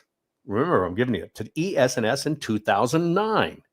But in 2010, the Department of Justice's Antitrust Division forced ES&S to sell some of Diebold's assets because the combined company accounted for more than 70% of the U.S. election equipment. Dominion Voting, a Canadian company that outsources some of its programming to Serbia, bought those assets that same year, 2009, as well as a smaller voter named Sequoia Voting. In recent years, ES&S has made a series of misleading statements about remote access to some of its election systems and internet connectivity. For the most part, Dominion won't say if it's installed remote access in the software systems, blah, blah, blah, blah. Now, what you should operationally understand is why in 2025 is this shit being recirculated. I'm going to tell you why in 2025 this shit is being recirculated. By the way, I'm going to let you see the whistleblowers. I hope you stay with me. Right? You can't just abbreviate this stuff. So when you talk about Serbian and programming, you're talking about a 21-year-old issue, a known issue that's not against the law, that is not a crime, that is fully disclosed in the contracts. Now, why Serbia? Serbia has one of the most technically literate populations technology-wise for programming, because that's what they focus their children to do, because that's the modern world. Serbian programmers are the bomb. They're some of the best in the world, the fastest, the most competent. Is it against the law to have the programming done there? It is not. In fact, almost every major tech organization you deal with, in almost all of your social media and all of your computing, has an element that is being programmed out of Serbia because they're great. They got equal programming out of Russia, but that's forbidden against the law. So a lot of those skill sets got moved to Serbia a long time ago. Nothing nefarious about it. They're just a brilliant population that focus their children not on DEI, not on becoming trans, not on Antifa, not on protesting like the con they do here. They give their kids true skills. It's very cost efficient to do. Their population is one of the most literate in the world code-wise for technology programming. That's a known fact. You can ask anybody in programming. They don't allow their children to engage in the bullshit that America pushes to our kids. Well, see, we can't find this anymore in America. You should start to notice a trend. I just told you about our servers for our electrical grid and our components being sent to China. I just told you about all of the server hardware, boards or whatever being sent to China and how we're vulnerable. Well, you know what? They sent all our coding and technology to China while our kids want to be sports figures, influencer, or trans. Do you understand the fucking war? Yet? Let's keep on going. Somebody said I wasn't allowed to post these documents about the voting machines used in 2020. Well, here it is. It's been out there forever if you know where to look. The software for Dominion voting systems was made in Serbia by Serbian IT engineers. The voting machines were connected to the IP address in Belgrade. So let me tell you a few things. Number one, what voting machine? Show me a voting machine, one single voting machine of any kind that was connected to an IP address in Belgrade. The problem is these statements are made, but there is no direct evidence that's ever presented. That's the problem I have. But now you're seeing things come up 5 years later. Oh, I wasn't able to release it then, but I can now. Why weren't you able to release it then? It's public. Just a question. Why weren't you able to release it then?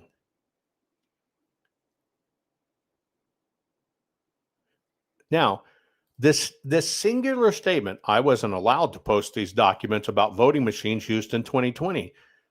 There's three things wrong with this.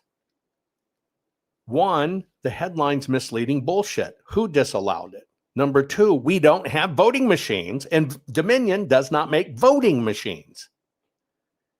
It's all third-party public-private hardware partnerships. So that right there totally discredits all of this statement. Every bit of it. Even on this Serbian stuff, right? Oh, here you go. And this one's, again, it's taken on life of its own. It's being revetted up. Here you go. Serbians working for Dominion voting systems. At least they got that right. Programming voting machines. They got that wrong because we don't have voting machines in the USA. And Sheriff Leaf caught them trying. Now, pay attention to the words. Sheriff Leaf, Dar Leaf, caught them trying to change votes before 2020 election was certified in Michigan.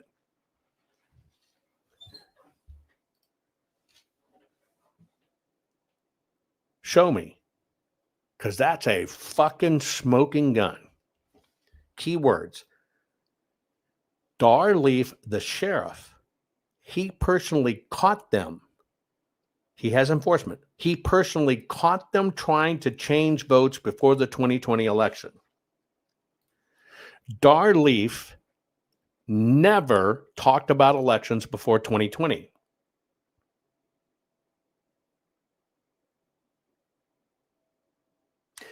Dar Leaf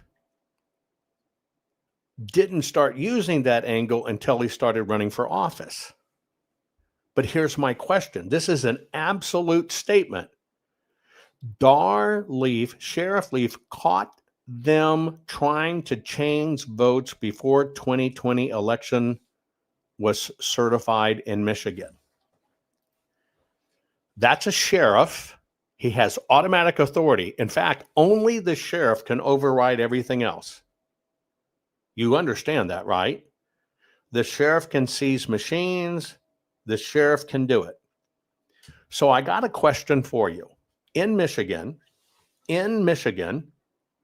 if in fact Sheriff Dar Leaf caught them trying to change votes, that means you see a vote, you saw them change it, you wouldn't let them do it, you stopped them.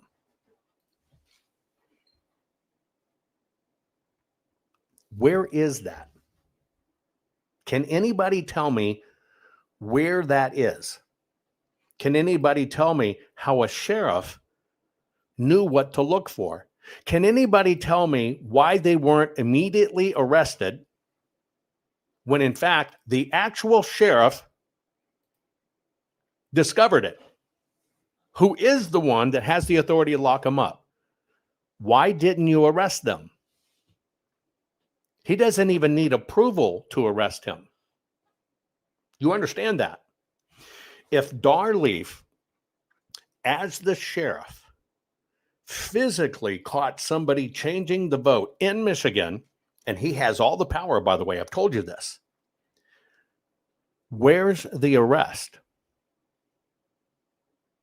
It's just a very simple question. Who did you arrest?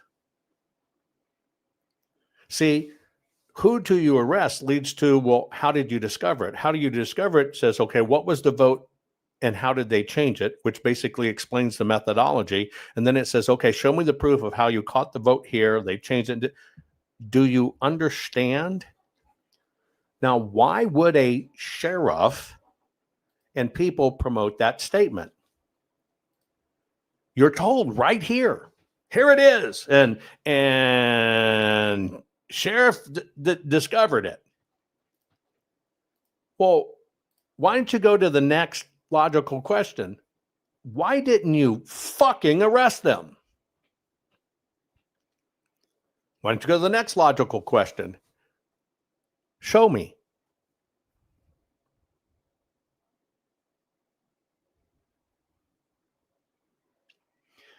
Are you starting to begin to see my problem with this? Let's look at this. Here's CanCon. Wait until you find out Serbians are coding our voting systems. Canadians own said voting system, and they have foreign nationals working as lead technicians at individual jurisdictions for the election company. Let's analyze this from a crime standpoint. Number one, is it a crime to have Serbians write any code that are used in our elections?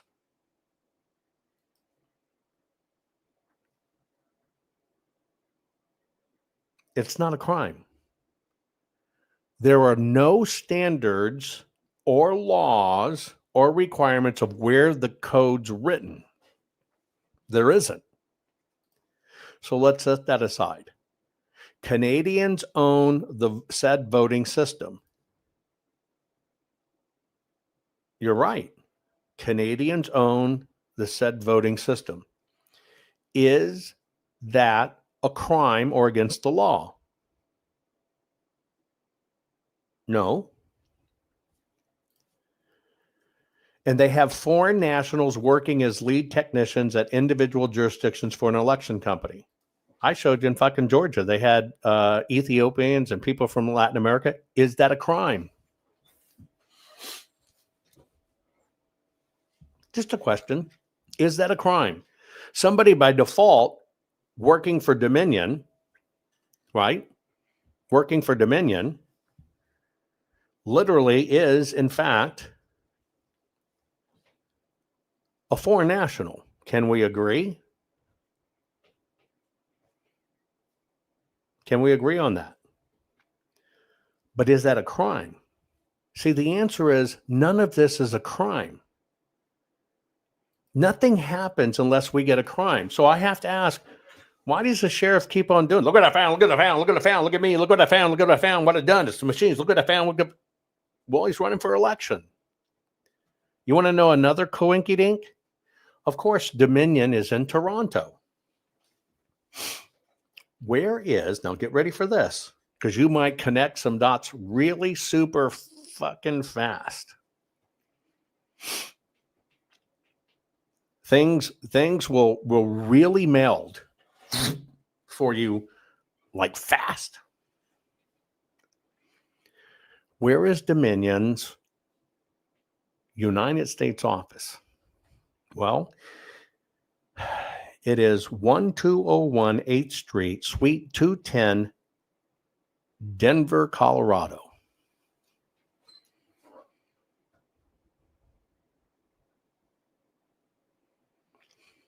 Who went to jail over all this stuff? Tina Peters. Where was she in Colorado? Colorado. Who said, I heard Antifa and it was Dominion and they're going to hack the machines? Where'd that come out of? Colorado. Where did the system find somebody to, I just want to test my theory. It's on a 6-degree polynomial and I just want to do this and turn it over. Well, that's when Dr. Frank went to Colorado.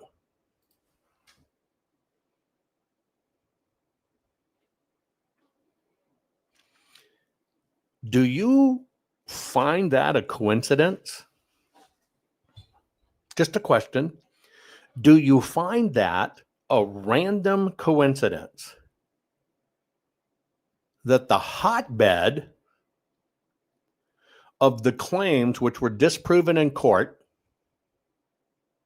I infiltrated a call and yada, yada, yada, and that the prosecution of a county recorder come out of fucking Colorado? I'm just asking. I don't see that as a coincidence.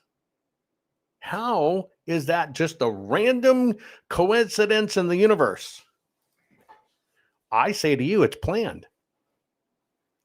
And it just so happens Colorado is the hotbed for the color revolution. Hey, by the way, let's look at Mike Lindell's team. Cause of America. Where are all the people from that headed up? Oh, that's right. Colorado. What are the odds of that?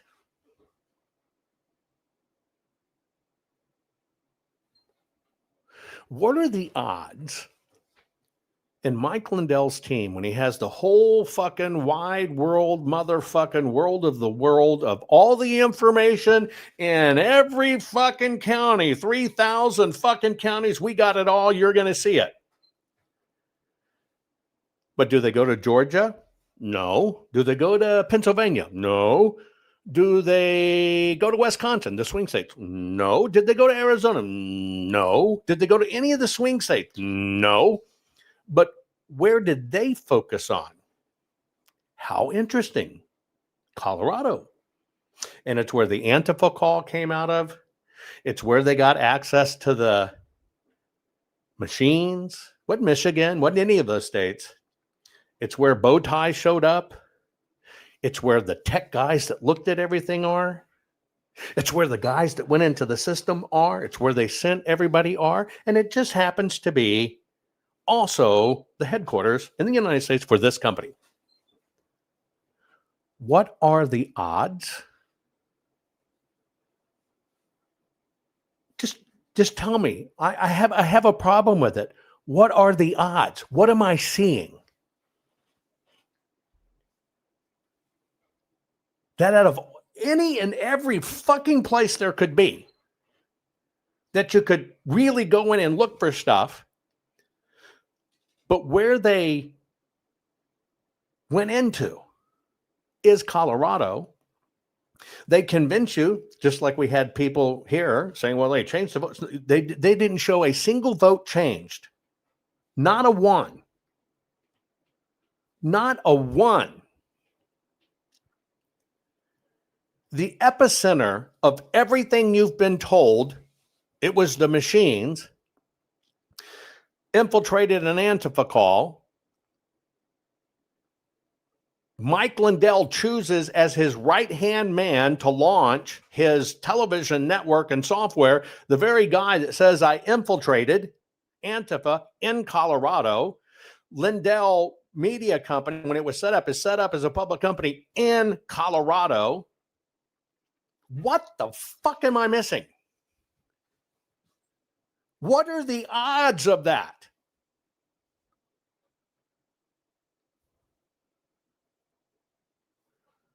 What are the odds to test the 6-degree polynomial, because I'm a smart guy and you're not.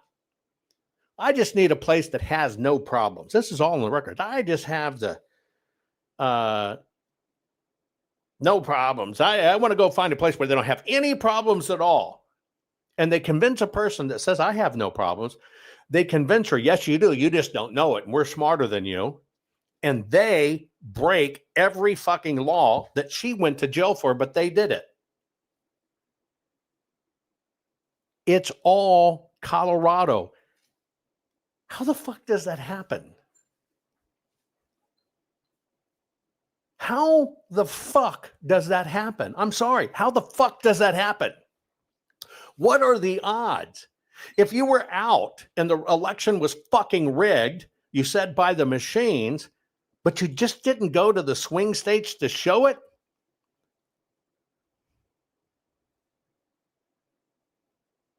But everything comes down to Colorado. And they made millions. They got rewarded with public companies. They come out of nowhere, people you never heard of. They're speaking all over the place. They get sent to 745 speaking engagements. That's one person, all 50 states. How does that happen? Just a question. And all of them told you there's proof, but never showed you any proof. But somebody went to jail for it. These are the questions I have. Okay, here's another Lindell TV. Dominion and China caught red-handed. What the fuck did they catch? They said right here, systems in Serbia with Chinese nationals who work to alter U.S. election firmware. Okay, just show it to me. How about this one? A 2016 fucking article. Vendor uses developers in Serbia. This is almost 10 years ago now.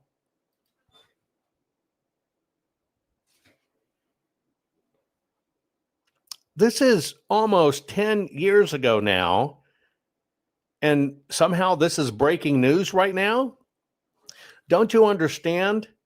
The Antifa call infiltrated, failed, ran its course of time. What was the new one put up? Well, I got the PCAPs. It got fucked up. And when it got to court and had to admit we never had them. This is a regeneration. CanCon writes, Dominion voting has a ton of, now get this, Serbian sounding names on the emails. Let me replay this for you.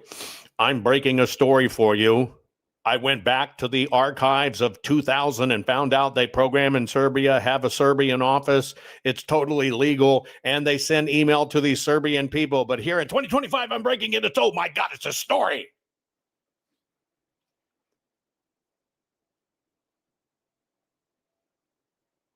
And I have the emails to prove it. What are you actually proving? How is that a fucking story? Let me get this straight. You are such a crack fucking intelligent reporter that you're breaking a story that was known in 1998 and in 2000 and in 2004 and in 2009 and in all the records and every fucking contract and in emails. But I break in the story and they have Serbian sounding names.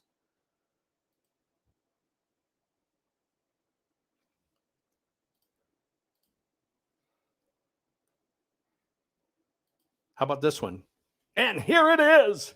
Whistleblower from Department of Justice, FBI and DEA and Homeland Security confirms, right? Biden visited Serbia in May of 2009 to personally recruit computer hackers to control the future Dominion software in the U.S. elections. Now, let me ask you a question. And this is a Joe Biden question. Joe Biden is going to go to Serbia. And I'm going to show you videos, so don't run. Joe Biden is going to go to Serbia to personally recruit, while he's in office as a vice president, he's going to personally recruit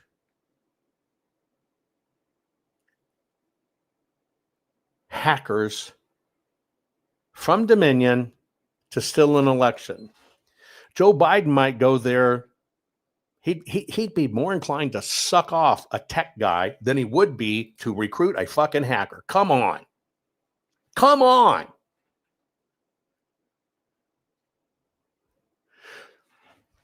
To further conceal its manipulation of U.S. elections, Dominion moved its research and development in Serbia, which store swing state voters' information, to Belgrade in Serbia.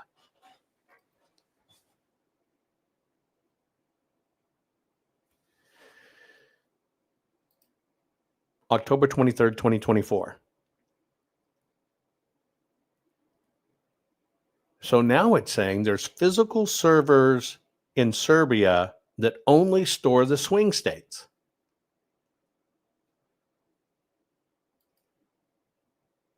Now get ready for this.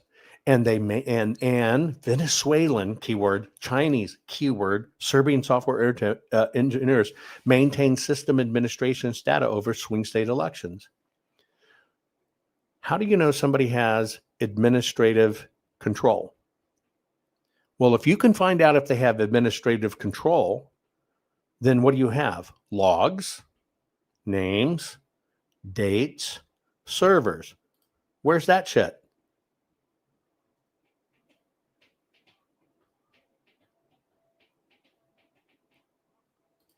Somebody put, Serta says, Stork and Page, FBI photographed in London. Okay. Weren't those the two FBI people fucking each other who both were married? And maybe they went to London to fuck? And you have a photograph of it?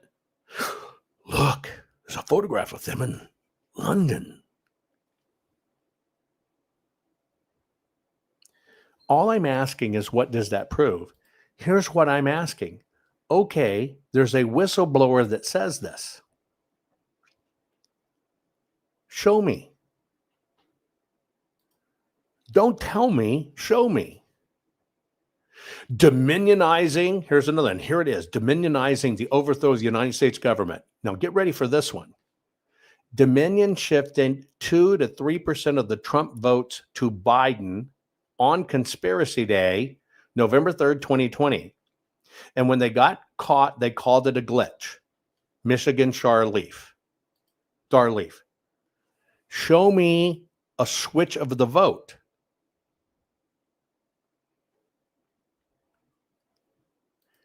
Now, the only thing I ask in all of this, I hear the words. I hear everybody saying it. But when I just see people in positions of influence with reach saying something, it only makes me think of this. Let me ask you tonight, do you think Donald Trump is a fascist? Yes, I do. Phoenix says, why would they go to London to fuck privately? Isn't it obvious? They both work for the FBI. They both were married. They both live in the same city, and they're trying to get away, be unseen. That's just kind of thing. I don't think they go to the, outside the Beltway to the Motel 8. They're lovers. There's a plausible reason why they would be there. But here's a question. Even if you had a photo of them in London, humping, just tell me what it proves. I just want to know. Just tell me what it proves. That's it. See, we make all of these leaps and things, and I'm telling you, we leap on shit like that, and we don't recognize the coincidences. Let me ask you tonight, do you think Donald Trump is a fascist? Yes, I do. This is what kicking the shit out of fascism looks like. Try to prevent the spread of the lawlessness and the fascist chaos that's been unleashed against us. So when we say Donald Trump is a fascist, fascism, a huge component of fascism is uniting racism, bigotry, a form of racist nationalism. We are now living in a fascist dictatorship. We are worried about potential rise of fascism in this country. We're worried about our democracy falling to an authoritarian and potentially fascist form of government. Not only to roll over to Donald Trump's will, but to roll over our democracy and allow him to take over this country as a fascist dictator. When fascism isn't just coming, it's already here. The former chairman of the Joint Chiefs of Staff, Mark Milley, said, "No one has ever been more dangerous to this country than Donald Trump, and he is a fascist to his core." Now, all I've shown you in these things, and now I'm going to show you the videos. All I've shown you in these things, we keep on hearing this Dominion change votes, a Serbia. We hear this new story, which keeps everybody focused on the machines. That's what I'm trying to show here. It keeps everybody focused on the machines. And when the bad guys protest, they protest, don't you clean that voter roll. Don't you stop mail-in ballots. Everything's designed to make people look at machines where there's no enforcement, that you can never find anything. There are no rules. There are no enforcement activity within the Election Assistance Commission rules and guidelines. There are no enforcement activities within HAVA, the Help American Vote Act. So now, why are we being told it's the machines again? I'm going to tell you why you're being told, because you know the truth. I showed you the truth on the paper. I showed you how it was done. I showed you, in fact, it was done. I give you all the pieces, players, and everything, and they can't afford to, that. So they keep on regurgitating stories. And I'm just telling you, I have no evidence. Nobody has any evidence that's presented. That's my question. Where's the evidence? Just show me the evidence. Show me the burger. Show me the burger. Phoenix says, well, they were photographed in London. Why wouldn't they go to a random U.S. city if the sex was secondary, primary business? Let me tell you what. If Stork and whatever name were in on it and you arrest them tomorrow, what changes? I'll wait for your answer. Peter Stork or whoever they were and fucking his FBI agent. Oh, you caught them. They did it. They did it in London. Now tell me what changes. Tell me what changes. Tell me what it fixed. Tell me how we don't run into this, the midterm, Lisa Page. Tell me how we don't run into this same shit in the midterms because they arrested Page and Stork. Tell me. Put your case up. Tell me what it changes. Tell me if they arrest Hillary Clinton, how does it change what's going to happen in the midterms? Tell me. Just tell me how it's going to move the needle and change it.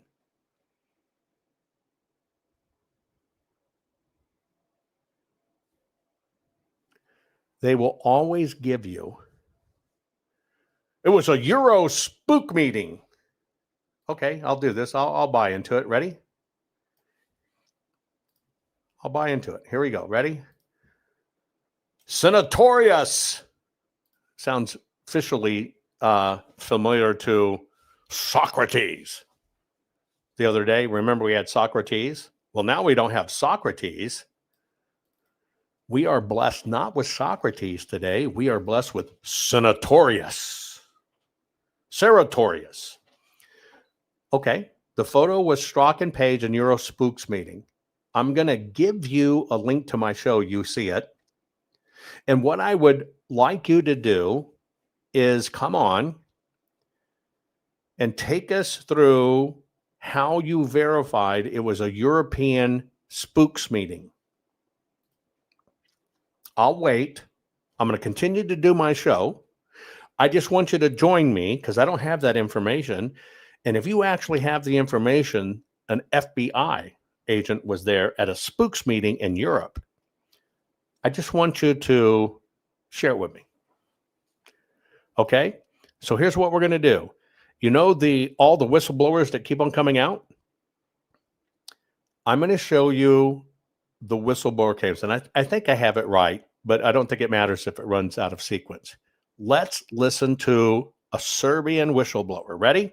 Glasova softveri su programirani da koriste decimale prilikom brojanja glasova, kao I da omoguće pristup, upravljanje I manipulaciju ovih podataka na daljinu. Od 2005. Dominion ima predstavništvo u Beogradu i deo je sprovođenja globalističke agende. Kakav su softver napisali ti pomenuti stručnjaci iz Dominiona, Beogradske kancelarije, najbolje pokazuje greška otkrivena u okrugu Antrim u severnom Michiganu. To je jedan okrug koji je tradicionalno republikanski. U prethodna 34 izbora, na 32 izbora pobedili su republikanci. 2016. Trump je tamo pobedio i imao je 62% glasova. Na ovim izborima kao pobednik je izašao Biden, a onda je prvom kontrolom otkrivena softverska greška kojom je 6000 glasova sa Trumpa preblačeno Bidenu. I posle ispravke pobednik je bio Trump. Oprema Dominion Voting System se inače koristi u 69 od 83 okruga u Michiganu i da nije u pitanju nikakva greška, pokazuje i podatak da su mašine u drugom okrugu federalne države, znači Michigan okrugu Wayne, konektovale na internet u periodu brojanja glasova, znači 3. novembra u 23 časa na IP adresu iz Srbije, gde se ponovo vršila manipulacija i gde su hiljade glasova prebačeni sa Trumpa na Bidena. Primjer Michigana znači pokazuje vam da je softver i algoritam softvera u startu bio podešen tako da se odbija da se u odnosu na broj Trumpovih glasova dodaju glasovi Bidenu. Tako se dolazi do ozbiljnih nelogičnosti. Gde god je republikanci i Trump su jači, imaju više glasova, tu je bolji rezultat Bidena. Što je potpuno nemoguće. Znači, na svaka 3 glasa za Trumpa dodaje se 1 glas Bidenu.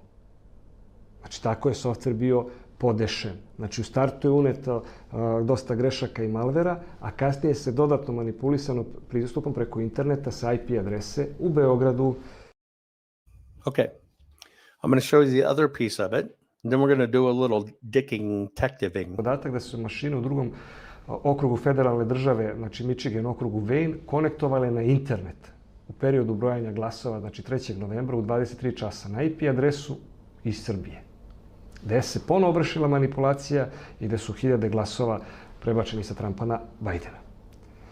Primjer Michigana znači pokazuje vam da je softver i algoritam softvera u startu bio podešen tako da se odbija da se u odnosu na broj Trumpovih glasova dodaju glasovi Bidenu. Tako se dolazi do ozbiljnih nelogičnosti. Gde god je republikanci i Trump su jači, imaju više glasova, tu je bolji rezultat Bidena. Što je potpuno nemoguće. Znači, na svaka 3 glasa za Trumpa dodaje se 1 glas Bidenu. Znači, tako je softver bio podešen. Znači, u startu je uneto dosta grešaka i malvera, a kasnije se dodatno manipulisano pristupom preko interneta sa IP adrese u Beogradu. Ta, znači, eksterna mreža Dominiona je konfigurisana na srpskoj IP adresi na mrežu SBB-a. Znači, ta IP adresa, znači, koja je izlazna za Ameriku, ulazna za Dominion, jeste upravo u Beogradu na adresi Bulevar Zorana Đinđića 8A. Tu se nalazi više firmi, znači nalazi se Opportunity banka, EUNET provider, ali i sedište za korporativne klijente SBB-a. Lider, inače, u sektoru kablovskih i internet usluga u Srbiji. Također se tu nalazi još neke kompanije iz okvira United grupe kao što su Sport klub ili televizija Nova S. SBB je u vlasništvu američkog fonda KKR, znači oni imaju upravljački udeo i suvlasnički i na čelu KKR-a se nalazi general David Petraeus, bivši šef CIA i čovjek Georgea Sorosa. Petraeus počinje da radi za Sorosa još od 2000. godine, kada je bio stacioniran u okviru snaga IFOR u Bosni. Bio je direktor Sorosove organizacije Move On, negde 2004. godine, a na čelu CIA se nalazi od 2008. do 2010. godine u vreme predsjedničkog mandata Baracka Obame. Okay, pop quiz. I don't give a fuck anymore, a fuck anymore, a fuck anymore. I don't give a fuck anymore, a fuck anymore, a fuck anymore. Okay. What did you notice about the video? Put it in chat. I only got 2 more. You'll get through this if you want to learn. If you don't want to learn, you're already off. We're being told that Biden went to Serbia and personally handpicked the hackers. Thank you, Lee, for reposting the stream. I wish more people would repost the stream. It's the only way people get the truth. But let me ask you a question. Put in chat what you noticed about that video. Now, number one, it looks like it's coming out of Europe. Rhodes, you're right, because it has all of the European outlets on the wall. So plausibly, thank you. Dan, thank you for doing it. I wish more people reboosted the stream so people see this. That's what it takes. So plausibly in this person, it looks like it's Serbia. But let me ask you a question. Just a serious question. It's just a question. Don't shoot the messenger. I've always told you when somebody wears their cross on the outside of their button shirt, is that for them or is that for you?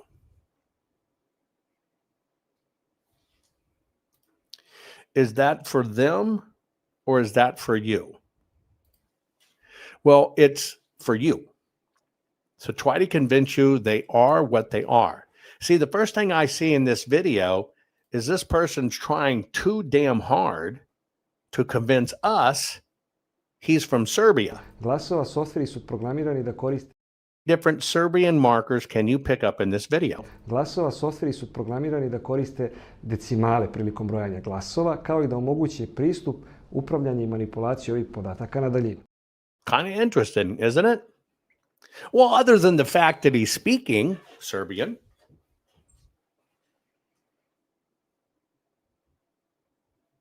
So we have a video, plausibly by the electrical outlets, right? That it's European. Okay, we got it.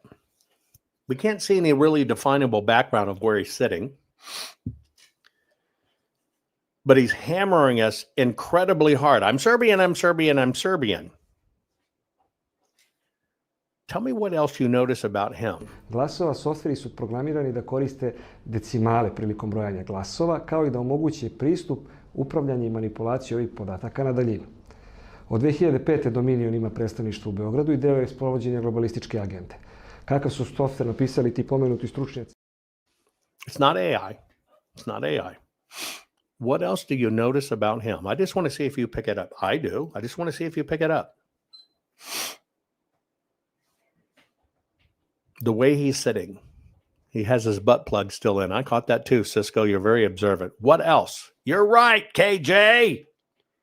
He's reading. Watch his pupils. Glasova softveri su programirani da koriste decimale prilikom brojanja glasova, kao i da omoguće pristup, upravljanje i manipulaciju ovih podataka na daljinu. This Od fellow 2005. Dominion ima predstavništvo u Beogradu i deo je sprovođenja globalističke agende. reading a Kako script. su softver napisali ti pomenuti stručnjaci iz Dominiona, Beogradske kancelarije, najbolje pokazuje greška otkrivena u okrugu Antrim u severnom Michiganu. To je jedan okrug koji je tradicionalno republikan. Now, what you should notice, he's a whistleblower supposed to be telling you his story.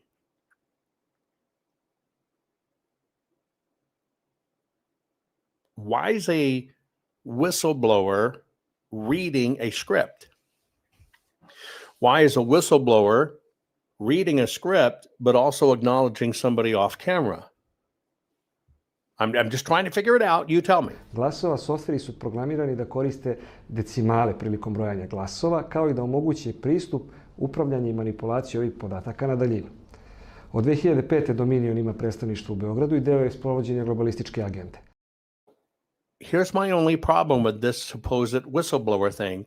It hits every fucking hot button that was sold to us, both through the I infiltrated an Antifa call, both that was fed to us through the PCAP's Cyber Symposium lie, and now it's the Serbian twist.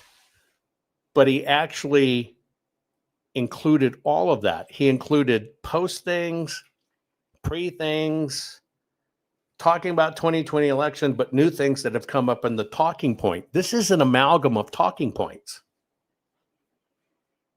And he's reading it. I don't know who he is. I don't know who he is. I don't care who he is. I'm only pointing out what I see. And I see somebody's reading a script. If you know your shit, you know your shit, you know your shit.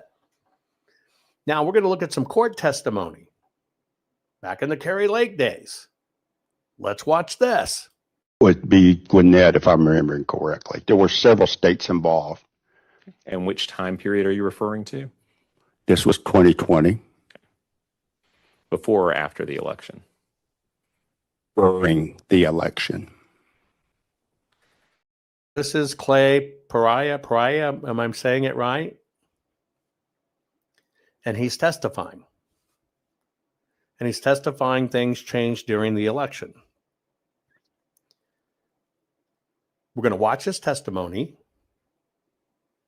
Clay's probably the only person that has any real expertise in any of this. Military guy. Common denominator. Got captured early on by the Lindell crowd won't dialogue. Has the same Jovan's off limits. Don't know why. But this is his testimony. Again, let's go into this. Okay? Would be Gwinnett, if I'm remembering correctly. There were several states involved. And which time period are you referring to? This was 2020. Before or after the election? During the election. In your examination of any of these Dominion systems, have you seen any indication of non-election personnel remotely accessing a Dominion system? Yes.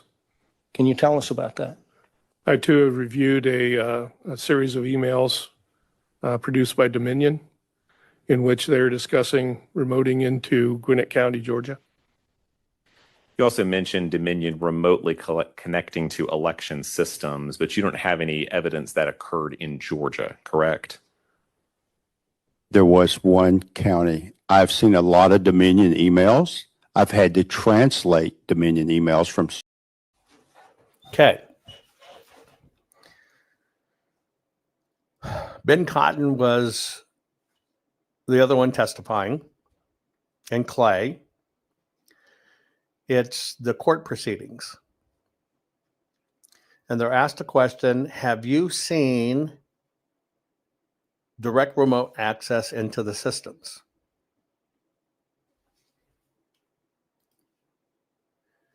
Have you seen direct remote access into the systems? I want you to write that down. If you're willing to engage in this, write that down and play like you're sitting in the witness box.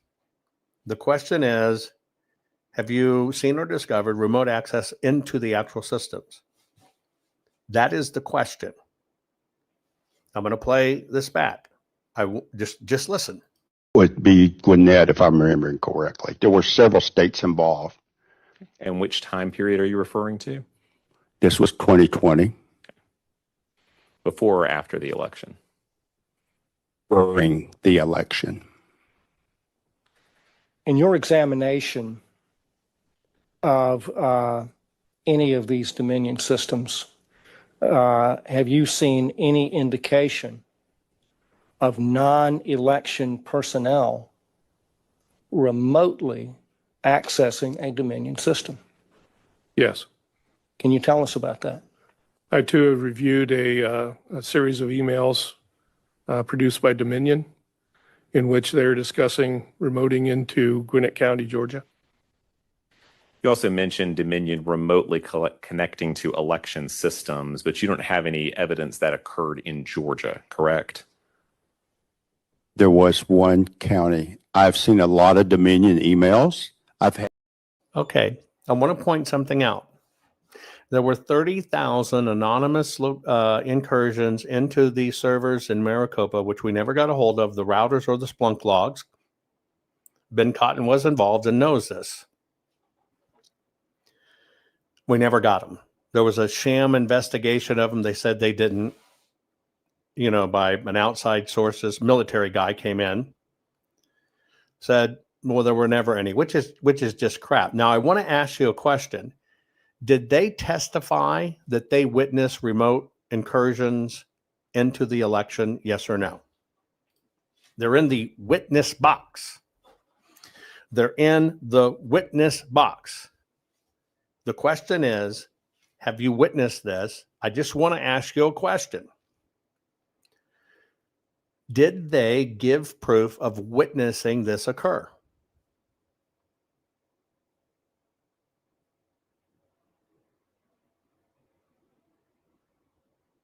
People ask why we lose. No, they read some emails.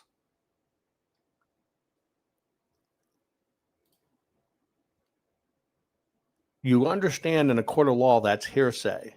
So I just have a question. Why would any attorney put a witness on the witness stand and that's their answer, knowing it's not enforceable? Now, to you think they're exposing it. You actually think they're exposing it. But that's not what happens here. You have a question, but the answer is, I read it in some emails. Just keep watching. Listen to the words. Would be Gwinnett, if I'm remembering correctly. There were several states involved. And which time period are you referring to? This was 2020. Before or after the election? During the election. In your examination of any of these Dominion systems, have you seen any indication of non-election personnel remotely accessing a Dominion system? Yes. Can you tell us about that? I, too, have reviewed a series of emails produced by Dominion in which they're discussing remoting into Gwinnett County, Georgia. You also mentioned Dominion remotely connecting to election systems, but you don't have any evidence that occurred in Georgia, correct? There was one county. I've seen a lot of Dominion emails. I've had to translate Dominion emails from Serbian to English to verify the technical questions I was being asked about them, to verify that it was translated properly. So it's your testimony that there is evidence of Dominion remotely accessing Georgia election equipment? yes, on the one county. It was included with stuff that I was researching and reading through, considering Colorado. Michigan was also involved, and there were other ones. To your understanding, is Dominion able to remotely connect to these election systems? Yes. Are they able to do that without detection? Yes. And are you aware of any instances in which that has occurred? Yes. Can you identify those instances?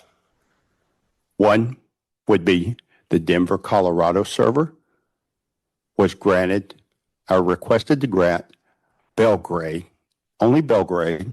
I did search. There is a Belgrade, Montana. Again, why would Montana need to connect into a Colorado file transfer server as part of the election system?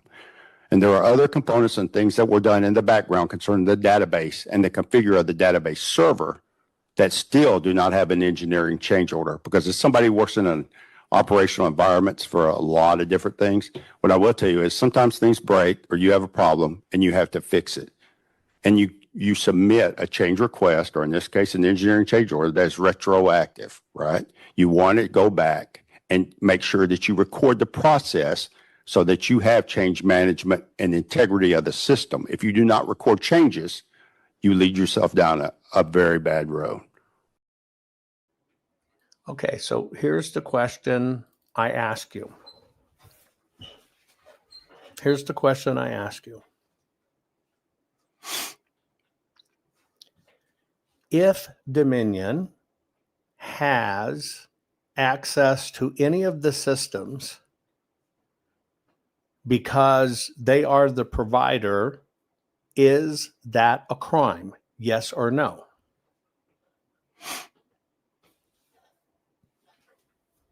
If Dominion has access in the system anyway, is that a crime? Okay, now you said, and Pat said this, without detection was the question. So let me answer your question. Let me do this. In Maricopa County, Arizona, during the full forensic audit, we discovered 30,000 anonymous incursions into the election, which means they were detected. What did they lead to?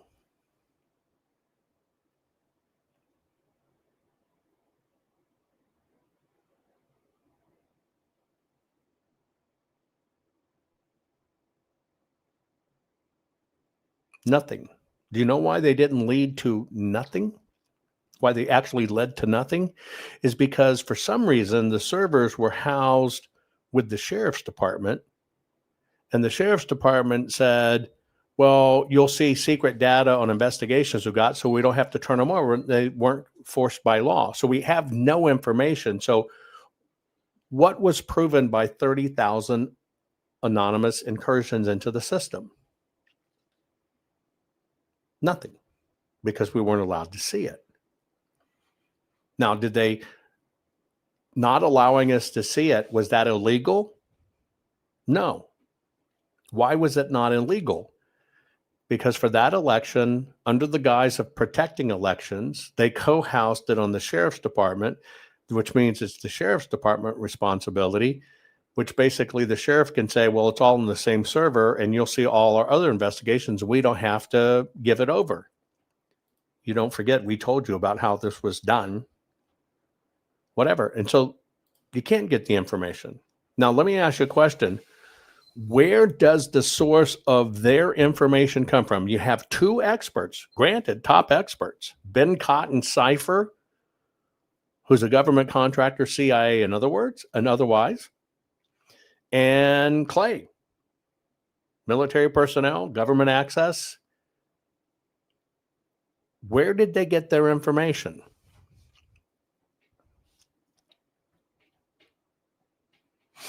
Where do they get their factual evidence?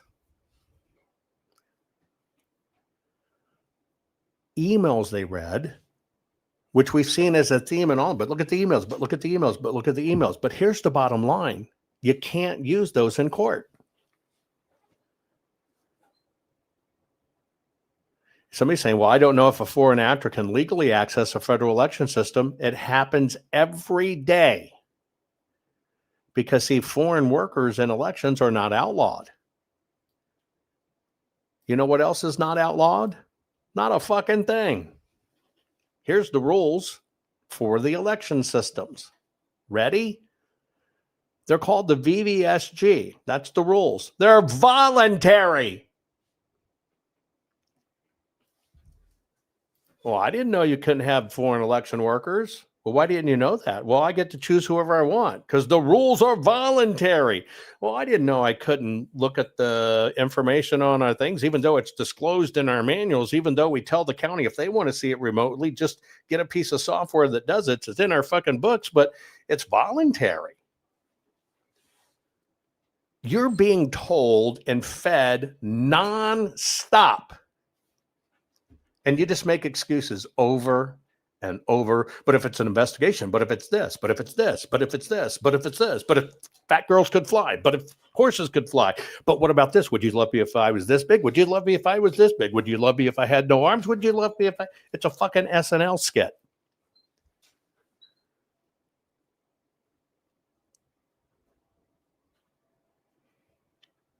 Read it for yourself. Look it up for yourself.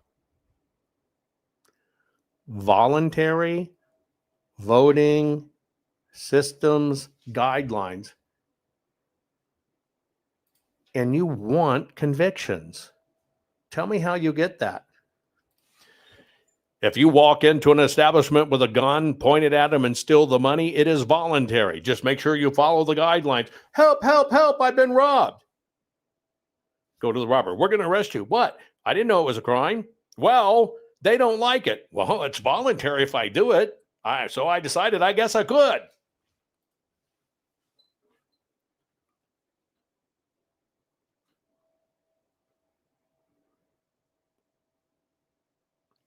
This is why the system forces you to the machines. Let's keep on going. We know they swapped votes. We know it. We have proof. How? So here's another instance of drastic vote swings earlier on election night.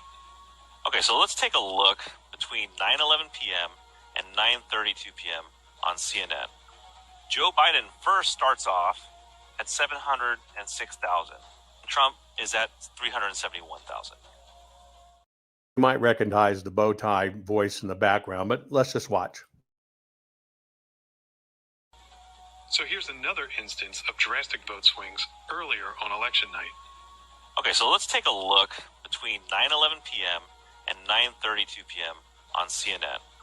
Joe Biden first starts off at 706,000. Trump is at 371,000. Look at that.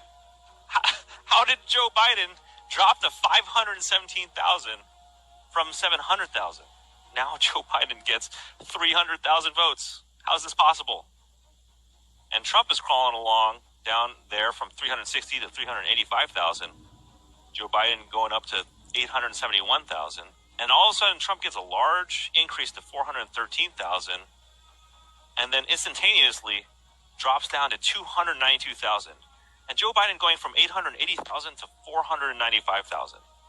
How can you drop literally half the amount of votes that you had when all voting is done in an additive process? You count a vote, you add it to the total. Votes do not go down. Why are we seeing negatives? And look, we understand that mistakes happen. We've said it before that a human can make a mistake and a machine can make a mistake. But should one error result in a swing of 300,000 votes? Okay, so if we take a look at Pennsylvania, we talked about a 19,000 vote switch that occurred. And let's say this was one human error. But what about all these? Are these all innocent errors as well? And what about all these all over the country? How many errors are okay to have in an election? How many votes were changed by these errors? And who is claiming responsibility for these errors?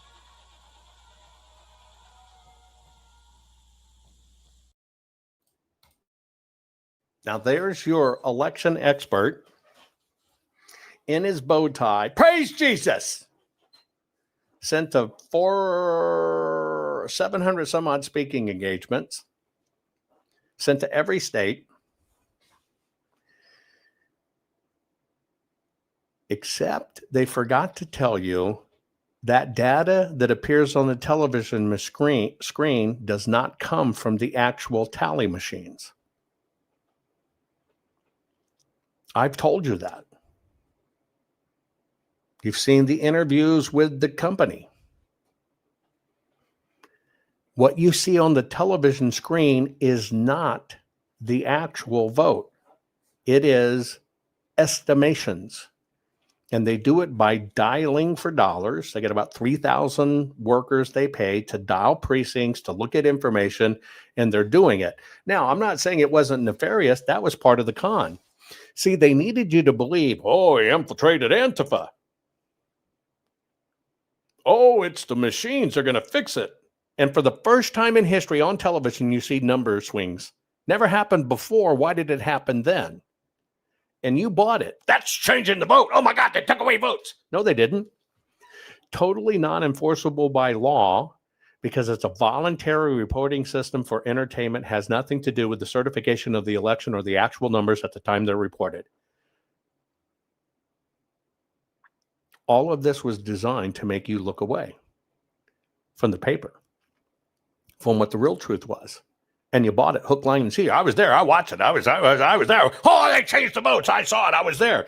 You didn't see them change the vote. You saw them change a fucking number on Chiron on TV, which is not the vote, never the vote, never has been the vote, never been relied upon as being accurate, is only an estimator, doesn't actually come from the machines, comes from many different sources of people dialing and entering in. But magically, for the first time in history, doing it. Now, let me ask you a question. If you wanted to convince people to focus on the machines and never back away from it, you kind of got to give them proof to buy into, don't you? Well, isn't it interesting? We got, I infiltrated and an executive from the company said they're going to fuck Trump. Oh, we got it all in 3,000 counties. We got every bit of it. You're going to see it. You're going to be looking at the election. Lawmakers can see it. And you have the magical changes on TV. Is that a coincidence? This is the same coincidence of everything originating out of Colorado? These are the things I can't resolve. Go back and find that glitch. See, they're basically shitting in your cranium. That television element was created back in the Kennedy days for entertainment. There is no direct connect to the machines. How stupid is it? Let me just give you an example. Let me just give you an example of how fucking disconnected people are. Those machines aren't supposed to be connected to the internet. That's a crime. Oh, wait, the TV changed. I saw it change. How does it get to the fucking TV station? You can't be both. You can't be pissed about one and, oh, that's the real shit about the other. You can't have both. And you can't even see that. You can't even see it. It's because this is psychological warfare and it's coming at you. It's coming at you, right? It's coming at you, period. What am I trying to teach? Open your eyes, stop buying the con, and focus on people, paper, and programs. The only thing that results in a criminal prosecution is showing the actual ballot was changed.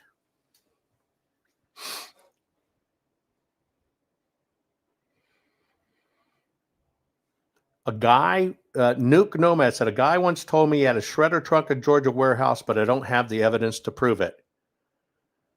Maybe you forgot I'm the guy. Maybe you forgot I released the pictures. Maybe you forgot I showed you. Maybe you forgot that I said Mark Meadows got involved. Maybe I showed you the stuff we pulled out of the trash. Maybe I showed you all the receipts we pulled out of the trash.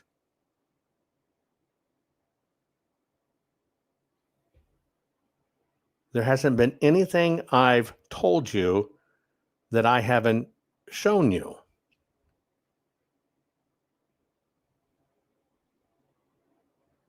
You might be mistaken there.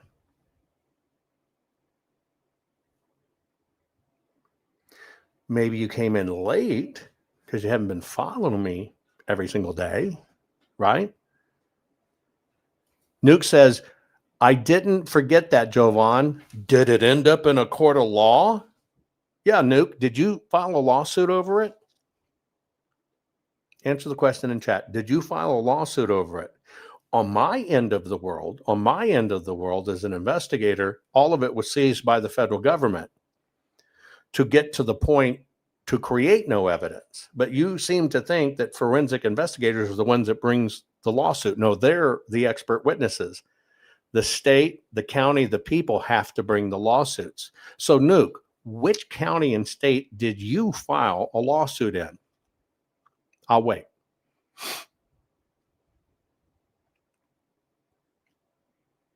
Because obviously you're an active citizen. Obviously you're an active citizen who has a right to vote, who believes in your state, something was compromised, and you filed a suit. Again, people don't understand this. You don't just random file a suit. You have to have the premise to show you were violated. Don't you understand that hack? They hacked the lawsuits 2 different ways. Number one, they told you, or 3 ways. They told you it was the machines, but couldn't prove it. All of the lawsuits did the same thing. They jumped state court and went right to federal court. Why? Because the federal court kicked them out saying you don't have standing. But what was the standing? We have state elections.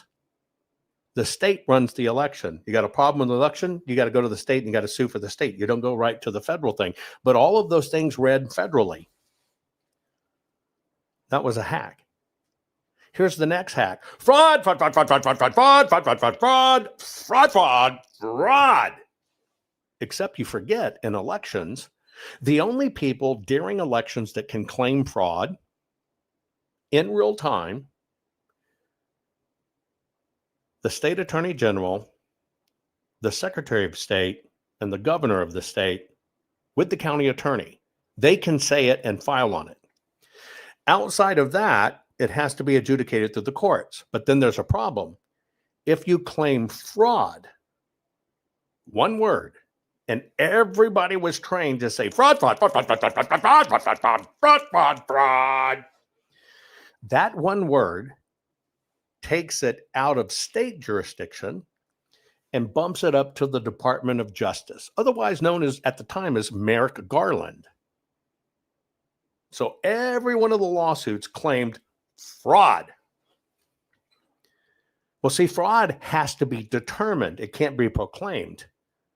So that means nobody proved fraud. They just said it was fraud. That triggered it out of the state, sent it to the federal. The federal says, this isn't fucking fraud. You haven't proven shit. Go back to the state. And there it got caught. But it's because everybody was trained to say fraud. Actually, it's maladministration. And go look at every lawsuit filed by a Democrat which stopped an election, overturned an election, or made a redo of election. What is it based on? Maladministration.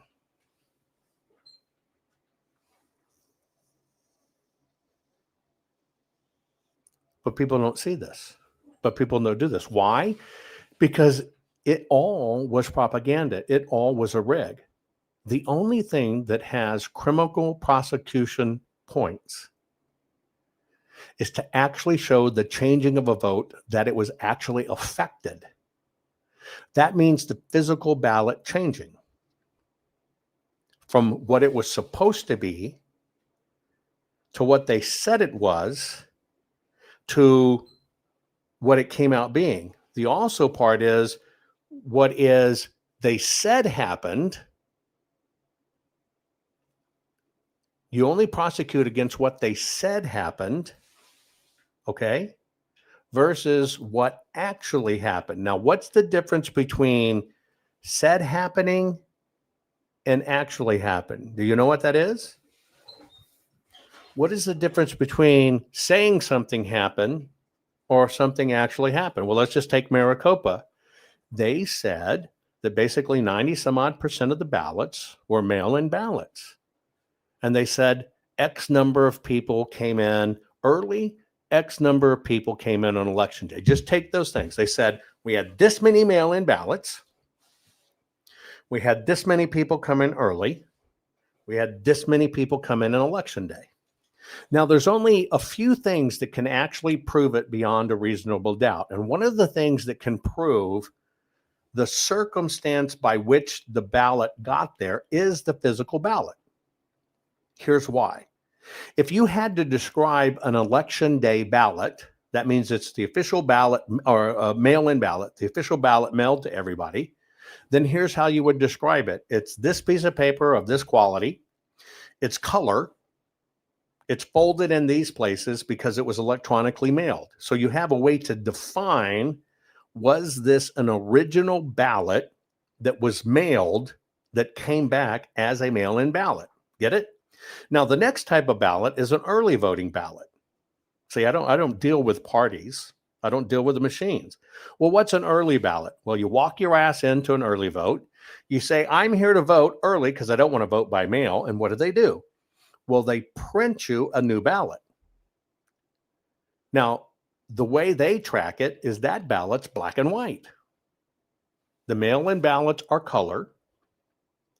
The mail-in ballots are folded at an exact 100% the same every single fucking time machine. And you can prove they went through the system. That's a mail-in ballot that goes out and comes back. In an early vote ballot, you walk your ass in. So they're going to reprint it. Reprinting of that ballot is black and white. Now, another way you tell it's a walk-in is you can do it right now. Fold a piece of paper like you're folding a letter. Think how many times you folded or refolded a letter because you didn't fold it right. Well, you never get that right. But see, you fold it in equals. The mail-in ballot doesn't come that way.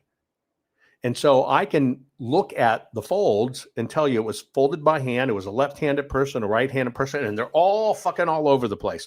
So it's very easy to define what was a walk-in early vote. We got something to measure it against. The last one you get to measure it against is election day voting. Now, in election day voting, here's what we know. The paper's flat. They don't hide it. They don't fold it. They don't drop it in a ballot box. It wasn't mailed. It's black and white. It's black and white. Right? And that ballot has a special code on it that basically states it was, in fact, an ED, an election day vote. Here's the numbers. All this is, and what I do, is what did they report? What was it really? Now, here's an interesting thing if you look at it. They said there should have been 84.13% folded ballots. Not a single district should have had a number that exceeded 84.13%. Now, if you look at machine folded, when you're just measuring that, right? Machine folded, you look at every category. Every single district failed. Every one of them failed. So now what we know by this point is, wow, they really didn't have a shitload of mail-in ballots. They lied. Now we move to the next category. The next category was the people that walked in to vote. Well, that average should have not exceeded 7.53%. We can tell what those are. Every one of them broke that number higher. And then we look at election day where there should be no folds, right? And there should have been 8.34%, and every of them went up. But isn't it fucking interesting that they still all perform out to 100%?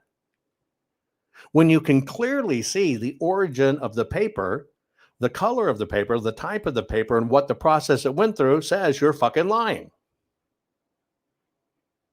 And then you look at their machines, and here it is.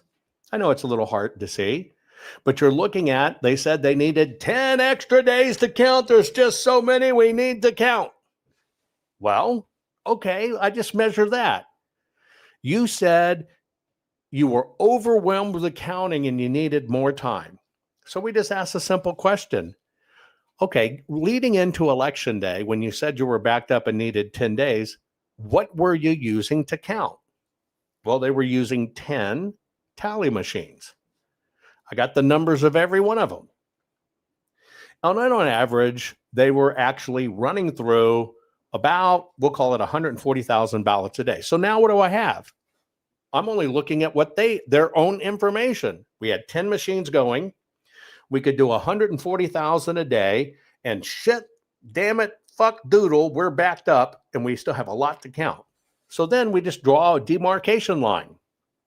Vroom. Okay, here's what you were doing. Here's when you said you need more time, and here's the more time you took. Well, here's what it looks like. When you look at the more time they took, that's the dotted line down the center, and that's the right side of election day. You actually found out, yeah, they did have one day was about 90,000 ballots, but the average going through that was really only about 5,000 ballots a day. 2 of the days they didn't fucking count. And by the way, they only used 2 machines. Now you tell me, why do you need more time to count for 10 days when instead of doing 140,000 ballots a day using 10 machines, you went to 2 and you barely did 6,000 ballots a day, and 2 of them you didn't count? And then you tell me why.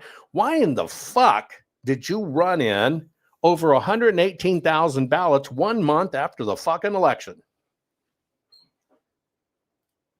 Oh, and then you look at those, and there was no chain of custody.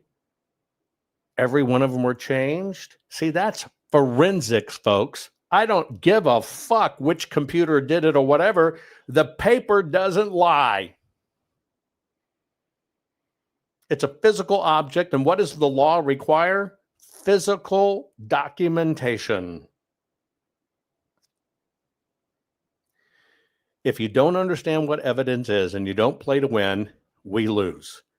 If you believe the rhetoric bullshit that's out there, we lose. We lose our country. And that is what I fight against. This is why they kept you away from the paper, and this is why they put so many people on the road. I will draw your attention to this code up here, because here's the deal. This evidence is monumental. This evidence is history-making. This evidence has never been had before in an election. And in fact, if you go back and look at fucking hanging chads, they were dealing with less than 60,000 ballots, and we had to look at over 2 million. It's historic, folks, but they don't want you to know the facts. And that's why they play this game. And this is why we need your help. I need you to share this program.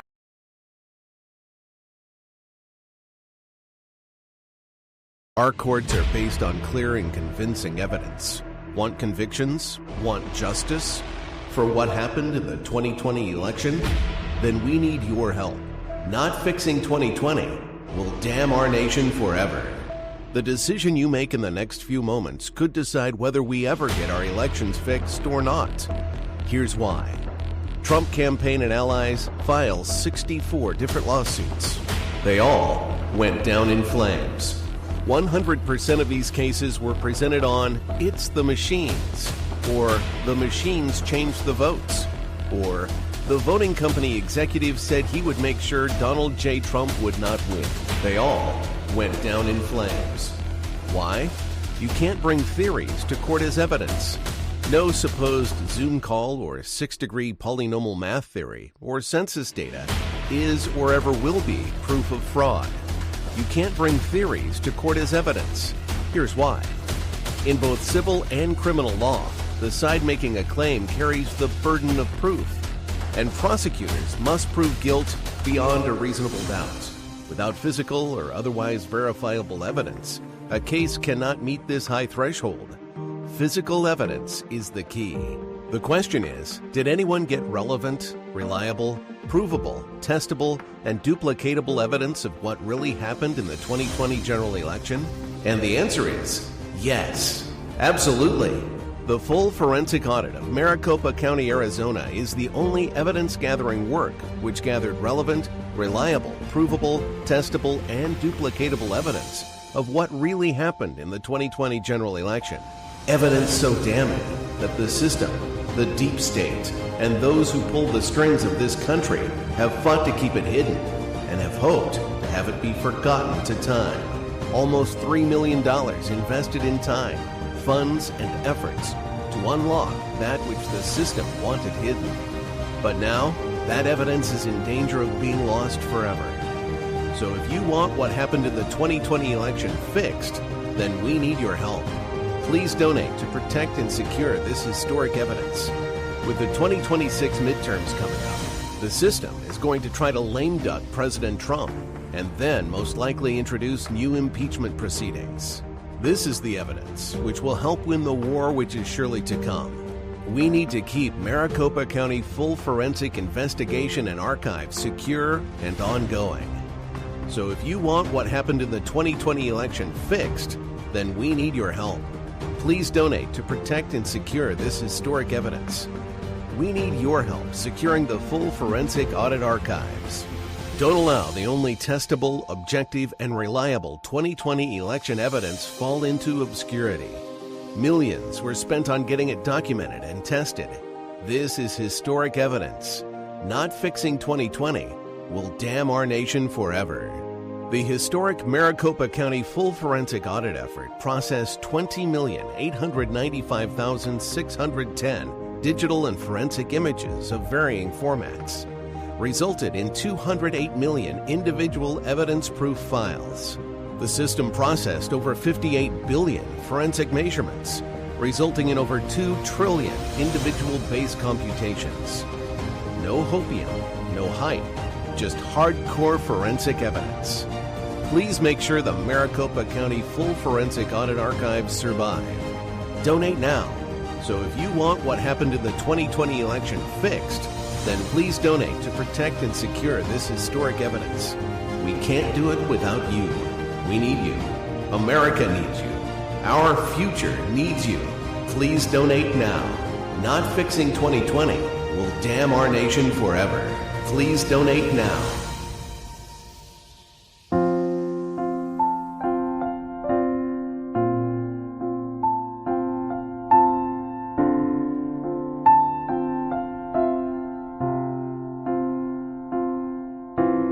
You fight for free and fair elections. Invented scan the ballots of kinematic artifact detection. You love to read and learn, travel and explore. You're a fearless, braveheart patriot who's opened doors. You are courage, you're our voice. Jovan, we thank you for what you're fighting for. You're our warrior. You are brave like a lion. You're David fighting Goliath, couldn't ask for more. You're our warrior. Think of what you've done for you, for me, for our country. You'll go down in history as our warrior.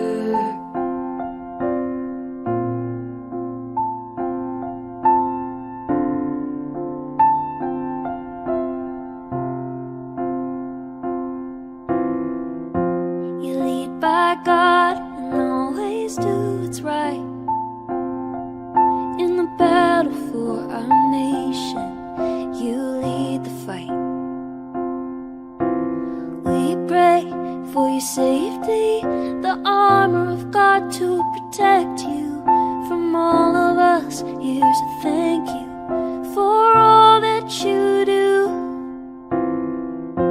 You are courage, you're our voice. Jovan, we thank you for what you're fighting for. You're our warrior. You are brave like a lion. You're David fighting Goliath, couldn't ask for more. You're our warrior.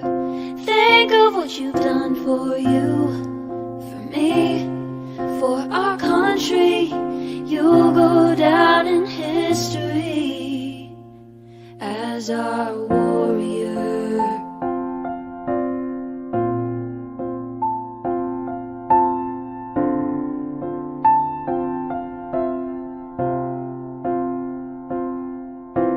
Jovan, you're a hero we stand behind. We're inspired by the fire inside your eyes. American proud, we know you'll fight till your dying day. And we'll always stand behind you through everything. You are courage, you're our voice. Jovan, we thank you for what you're fighting for. You're our warrior. You are brave like a lion. You're David fighting Goliath, couldn't ask for more. You're our warrior. Think of what you've done for you, for me, for our country. You'll go down in history as our warrior.